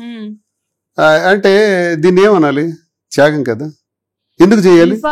నేనెవడు? నాకెందుకు చేయాలి? పోనీ నాకేమైనా ఆస్తులు అంతస్తులు ఉన్నాయా? నాకేమైనా పేరు పైగా నేనేమైనా పెద్ద హోదాలో ఉన్నవాడినా, లేకపోతే ప్రపంచంలో అందగాడినా? ఏమున్నాయి నాకు? కానీ చాలా మంది మాకు అంటే బయట మాట్లాడుకునేది ఏంటంటే శ్రీను గారి దగ్గర డబ్బులు ఉన్నాయి కాబట్టి ఇప్పుడు ఆయన దగ్గరికి వెళ్ళింది అని మాట్లాడుతారు కదా. పన్నోడు ఈ గాసిప్స్, ఈ ట్రోలర్స్ మాటలు పట్టించి మా బాధ ఏంటో మాకు తెలుసు కదా, వాళ్ళకి ఏం తెలుస్తుంది? ఇది పనిగట్టుకుని చేసే టీం ఒకళ్ళు ఉంటారు, వాళ్ళు చేస్తుంటారు. ప్రతి కామెంట్ మీరు ఓపెన్ చేసి చూడండి. ఫేస్బుక్ లో వచ్చే ప్రతి comment locked, Facebook locked, YouTube లో వచ్చే కామెంట్ లాక్డ్. కావాలనే కొంతమంది పెడుతుంటారు. These comments are fake. ఈ 4 ఏళ్లలో నాకెవ్వరూ ఎదురుపడి ఒక్క మాట కూడా అనలేదు ఈ కామెంట్స్ నిజమైతే. మన ఏదో ఛానల్లోనూ నాకు కూర్చోబెట్టి ఆ ఛానల్లో డైరెక్ట్ గా ఫోన్ లింకప్ చేసేసినారు. 8 మంది ఫోన్ చేశారు. 8 మంది కూడా నన్ను పొగిడి, నా కీర్తించి, నా గొప్పతనాన్ని మీద పాట కూడా రాసి వినిపించాడు ఆయన. అంటే నేను బయట తిట్టే వాళ్ళందరూ ఇప్పుడు ఫోన్ లో కూడా తిడతారేమో అనుకున్నాను నేను. వచ్చిన 8 ఫోన్లు నాకు పాజిటివ్ గా వచ్చి. అంటే ప్రజల్లో నేను చూసింది వేరు, విమర్శల ద్వారా వస్తున్నది వేరు. విమర్శలకే నిజంగా విమర్శించాలనుకున్నాడైతే సద్విమర్శ చేస్తాడు. బూతులు పెట్టి తిట్టడం, నన్ను ఇష్టానుసారంగా బూతులు పెట్టి తిడుతున్నారంటే వాళ్ళు నేనంటే పడని టీం అదంతా. ఆ టీం తిడుతూనే ఉంటారు. అండ్ మాధురి గారు ఇప్పుడు మీకు మంచి చెడ్డలే కానివ్వండి, అంటే మీకు సంబంధించిన ఏవైనా కానీ ఆవిడకి మొదటి నుంచి దగ్గరను చూసుకునే అలవాటు, అంటే మీ ఇద్దరితో ఒక స్పెషల్ బాండింగ్. సో ఇప్పుడు ఈ right now what is your feeling? She is not with you right now కదా. ఇబ్బంది ఇవన్నీ. ఇది బిజినెస్ లో ఒకవైపు భారం మోయాలి, ఇంకా బ్రాంచెస్ కోసం భారం మోయాలి, ఏవైతే కొత్త ఫ్రెష్ ఆర్డర్స్ పెట్టాలో తన పార్టిసిపేషన్ ఎక్కువ, ఇవి చేయాలి. తర్వాత నేను ఒకడిని, ఇవన్నీ కలిసి చేసేవాళ్ళం, ఒంటరిగా చేయటం, ఇవన్నీ ఇబ్బందులు ఉన్నాయి. స్ట్రక్ అయ్యారు కదా మీరు బాగా. ఎప్పుడు చూసినా గానీ నాకు నైట్ 12 ఇప్పుడు వెళ్ళి 12 రోజులు అయింది. 10 రోజుల వరకు అదే నా పరిస్థితి. ఇప్పుడే మెరుగైంది. ఇప్పుడు కొంత సెటిల్ అయ్యాను. కొంచెం మళ్ళీ చేయక తప్పదు కదా. ఫోన్ కూడా మాట్లాడే సిచ్యువేషన్ కాదు కదా, బాగా ఇబ్బందిగా ఉంది. బిగ్ బాస్ గురించి చాలా మంది అపోహలు పడతారు కానీ అక్కడికి ఫోన్ గానీ ఏం వెళ్ళదు. నిన్న నేను అనుకున్నాను, బట్టలు వెళ్ళేటప్పుడు చిన్న స్లిప్ రాసి పెడతాను, ఒకళ్ళు I safe, I'm safe, you are doing well, don't think about success but do your mark అని ఒక 4 ముక్కలు రాసి పంపిస్తానంటే వాళ్ళు చింపి జల్లేస్తామండి, మేము అలా చేయమని సార్. అంత చిన్నవి కూడా చూస్తారా? అన్ని డ్రెస్సులు చెక్ చేస్తారు. ఆమె అక్కడి నుంచి కెమెరాలో చెప్తే కెమెరాలో రాసుకుంది, మాకు చెప్తారు, మేము ఇచ్చింది బయటే చెక్ చేసేసి ప్రతి డ్రెస్ చెక్ చేసి లోపలికి పంపిస్తారు. కాబట్టి ఇవేవి జరగవు, ఎవడెవడేదో అనుకుంటారు అని రాంగ్. రైట్. ఇక్కడ నాగార్జున గారు లాస్ట్ వీక్ కొన్ని టాస్కుల్లో కానివ్వండి అలాగా ఆవిడకి చెప్పారు, చేతులు వెనక పెట్టుకోవాలి, చేతులు కట్టుకోవాలి అని చెప్పి అన్నాక ఆయన సటరికల్ గా ఒక థింగ్ మాట్లాడారు, చేతులు కట్టుకునే అలవాటు లేదని నాకు అర్థమైంది అని చెప్పేసి. నిజంగానే తను అంతేనా? Very nice man. మాకైతే మాత్రం ఆయనకి సరస్వంచి నమస్కరిస్తున్నాను. ఇద్దరికి ఆల్రెడీ ఏమైనా ఫ్రెండ్షిప్ ఉందా? లేదు, కానీ ఆయన అంటే నేను ఇష్టపడతాను ఎక్కువ. ఎందుకంటే నాగేశ్వర గారి అబ్బాయిగా, నటుడిగా, మా శివ కదా, మా శివ సినిమా హీరో. మా చిన్నప్పుడు మేము మంచి డిగ్రీస్ లో పీజీస్ లో ఉండేటప్పుడు ఆ సినిమా వచ్చింది, ఆ ప్రభావం మా మీద ఉంటది. అదే మరి నిమ్మాడ్లో అది ఎక్కడో బ్రెయిన్ లో ఇన్బిల్ట్ అయి ఉంటుంది కాబట్టి అది వింటు శివ ఎఫెక్ట్. మా రామ్ గోపాల్ వర్మ గారు, నాగార్జున గారు, ఆ శివ గొప్ప ఫిల్మ్ అది. అలాంటి సినిమాలు మళ్ళీ రాలేదు, రావు కూడా. కాదు, మీరు పాలిటిక్స్ లో ఉన్నంత కాలం నాకు తెలిసి ఎంత సేవలు చేసినా నాగార్జున గారి దృష్టికి వెళ్ళుండరు, కానీ ఈ దెబ్బతో మటుకు నాగార్జున గారు మిమ్మల్ని, మీతో పాటు మాధురి గారిని కూడా చాలా గుర్తుపట్టారు. అది ఎంత గొప్ప సినిమా కాబట్టి రీరిలీజ్ చేస్తున్నారు. ఇంతవరకు అలాంటి సినిమా రాలేదనే కదా దాని అర్థం. లవ కోసం రీరిలీజ్ చేశారు, మళ్ళీ శివ రీరిలీజ్ చేస్తున్నారు, మళ్ళీ కలర్ గ్రేడింగ్ చేస్తూ. అంటే దానిలో దమ్ము ఉంది. అది మేము ఆ తరహాలో ఆయనకి ఎక్కువ ఇష్టపడే అభిమానులు. నేను ఎన్టీఆర్ గారి అభిమాని, కానీ నాగార్జున గారిని నేను చాలా ఇష్టపడతాను. మీకు సెట్ అవుతాయి సార్ ఒక శివ ఇలాంటి ఈ గ్రూప్ ఆఫ్ మూవీస్ మీకు బాగా సెట్ అవుతాయి అంటే మీ కటౌట్కి బాగా సెట్ అయ్యాయి. మీకు బాగా గౌరవించారు, మాకు తీసుకెళ్లారు, చక్కగా ఆయన చూసుకున్నారు. వెళ్ళే సలహా కూడా కోపమయ్యారు 2-3 విషయాల మీద. తను రీతు మీద మాట్లాడిన మాటలు, లేకపోతే కళ్యాణ్ మీద మాట్లాడిన మాటల గురించి, మాధురి నీ ప్లేస్ లో నేనున్నా అలాగే మాట్లాడతాను, మీ ప్లేస్ లో కూడా అదే నా డైలాగ్, కానీ అడిగేది కరెక్ట్, అడిగే మాట తీరు బాగోలేదు, నువ్వు తీరు మార్చుకుంటే నిన్ను పట్టేవాడు లేడు అని అన్నారు. అంటే ఆశీర్వదించారు, నాగార్జున గారు ఆశీర్వదించారు, ఒక చిన్న సజెషన్ ఇచ్చారు. ఆ సజెషన్ వల్ల ఎంత మార్పు వచ్చింది మాధురిలో. ఒక లైఫ్ లో నేను చెప్తే వింటదో లేదో నాగార్జున గారు చెప్పినప్పటికీ అదొక సజెషన్ కింద తీసుకుంది, లైఫ్ లో చేంజ్ తీసుకొచ్చింది. ఇప్పుడు అవసరం నాగార్జున గారు బాగా మంచి సజెషన్ ఇచ్చి ఆయన ఆశీర్వదించి పంపించారు. అది సరదాగా ఆమె బాడీ లాంగ్వేజ్, ఆమె తీరును బట్టి నీకు చేతులు కట్టుకునే అలవాటు లేదు కదా మాధురి అని సరదాగా. అంటే ఆయన అన్నమాట అక్కడ నిజమే. ఫస్ట్ వీక్ లో నేను కూడా బాగా డిసప్పాయింట్ అయ్యాను. నేను రెగ్యులర్ ఈవిడ గురించి ఫాలో అయ్యేదాన్ని. ఈవిడ ఎందుకు ఇలా మాట్లాడుతుంది, అనవసరంగా వెళ్ళేటప్పుడేమో అంత గుడ్ విల్ తో వెళ్ళి అక్కడికి వెళ్ళి నేను రోజు క్లాసులు పీకుతాను, ఈ మహాభారతాలు, రామాయణాలు ఇట్లా. సరే తనకి ఎంత లోడ్ క్యారీ చేస్తుంది, నాగార్జున గారు అదే మాట చెప్పారు. నైస్. సో మొత్తానికి మాట తీరు మారాలి అన్నది మీరు కూడా ఆవిడకి చెప్పారు చాలా సార్లు. ఓకే, ఎనీవేస్ ఏంటి ఈవిడ ఎలా తిరిగి వస్తారు అనుకుంటున్నారు? So no expectations. No expectations. గెలుపు ముఖ్యం కాదు, మార్క్ ముఖ్యం. జనరల్ గా ఇది ముఖ్యం. గెలుపు దైవాధీనాలు, అది ప్రజలు ఓట్లు వేయాలి. జయాపజయాలు దైవాధీనాలు అంటాం, అది ఎప్పుడు ఎక్స్పెక్ట్ చేయకూడదు. అలాగని గెలవటానికి అందరం ప్రయత్నిస్తాం, గెలవనప్పుడు మార్క్ వేసుకుని వచ్చేయమని నేను చెప్పాను, అంతే తప్ప ఇక ప్రజల నిర్ణయం. బిగ్ బాస్ కి వాళ్లే పంపారు కాబట్టి నారు పోసిన వాడు నీరు వేయకపోతాడు, అలాగే బిగ్ బాస్ పంపించిన వాళ్ళు ముందుకు నడిపించకపోతారా జనం, వాళ్లే చూసుకుంటారు. ఇండిపెండెంట్ గా మీరు పోటీ చేయబోతున్నారు కాబట్టి దానికి ఎప్పుడు మా బెస్ట్ విషెస్ మీకు ఉంటాయి. సో డెఫినెట్ గా మా దువ్వాడ శ్రీనివాస్ గారు గెలిచి బయటకు రావాలి అని మేము కోరుకుంటూ ఉంటాము. And at the same time Madhuri గారు బిగ్ బాస్ కి వెళ్లారు కాబట్టి డెఫినెట్ గా బిగ్ బాస్ లో ఆవిడ గెలవకపోవడం పక్కన పెడితే ఒక ట్రెండ్ అయితే క్రియేట్ చేస్తారని మేము అది హైపర్ ఆది కూడా అన్నారు కదా మేడం. మీరు మీ కూర్చోమంటే కోపం, నిలబడమంటే కోపం. ఒకటి మాత్రం నిజం, 5 వారాలు ఒక లెక్క, మీరు వచ్చిన తర్వాత ఒక లెక్క. రివ్యూస్ లో కూడా చెప్పారు 8% ఉండేదంట వ్యూవర్స్, 12%కి వెళ్ళింది. సో ఇంత కలిసి రచ్చగలవడానికి అంటే మేమన్నాం కదా, ఈ రోజు వరకు బిగ్ బాస్ ఒక లెక్క, రేపటి నుంచి మరో లెక్క అని ఆ రోజు అన్నాను. మరి 3% పెరిగింది కదా, 3 to 4% పెరిగింది కదా, అదే మా లెక్క. సో వ్యూవర్షిప్ పెరిగింది కదా. దీనికి డెఫినెట్ గా మాధురి గారు కూడా ఒక కారణం అంటారు అని ఆది అన్నారు, హైపర్ ఆది అన్నాడు, నేనల్లా. ఓపెన్ గా ఆయన అన్నది నేను రిపీట్ చేస్తున్నా. Really wonderful sir, we wish you all the best from my Hit TV. Political గా కానీ పర్సనల్ గా కానీ శ్రీనివాస్ గారు ఎప్పుడు కూడా ఇలానే ఉండాలని మేము కోరుకుంటున్నాము. హిట్ టీవీ యాప్, ఇందులో short news, live news, entertainment shows, movies, digital magazines తో పాటు మీ జిల్లా వార్తలను కూడా ఫ్రీగా చూడొచ్చు. ఇంకెందుకు ఆలస్యం, వెంటనే హిట్ టీవీ యాప్ ని డౌన్లోడ్ చేసుకుని ఫ్రీగా ఎంటర్టైన్మెంట్ పొందండి. Hit TV app, hit TV app, please download hit TV app. Hit TV app ని ఫ్రీగా డౌన్లోడ్ చేసుకుని ఎంజాయ్ చేయండి. మీకు నచ్చిన ఎంటర్టైన్మెంట్ కోసం హిట్ టీవీ యాప్ ని ఫ్రీగా డౌన్లోడ్ చేసుకుని ఎంజాయ్ చేయండి. హిట్ టీవీ యాప్ ని డౌన్లోడ్ చేసుకుని ఆస్వాదించండి, ఆశీర్వదించండి. ఇంతమంది సెలబ్రిటీలు హిట్ టీవీ యాప్ ని డౌన్లోడ్ చేసుకోండి అని చెప్తున్నారంటే ఎంత మంచి యాప్ ఆలోచించండి. అమెరికా అమెరికా అమెరికా అమెరికాలో చదవాలనుకునే వాళ్ళకి విశ్వసనీయమైన పేరు మన శౌర్య కన్సల్టెన్సీ. UK లో 1 year masters, UK లో 1 year masters, 2 years work permit up to 5 years visa. Contact Saurya Consultancy. Contact 89851 89851.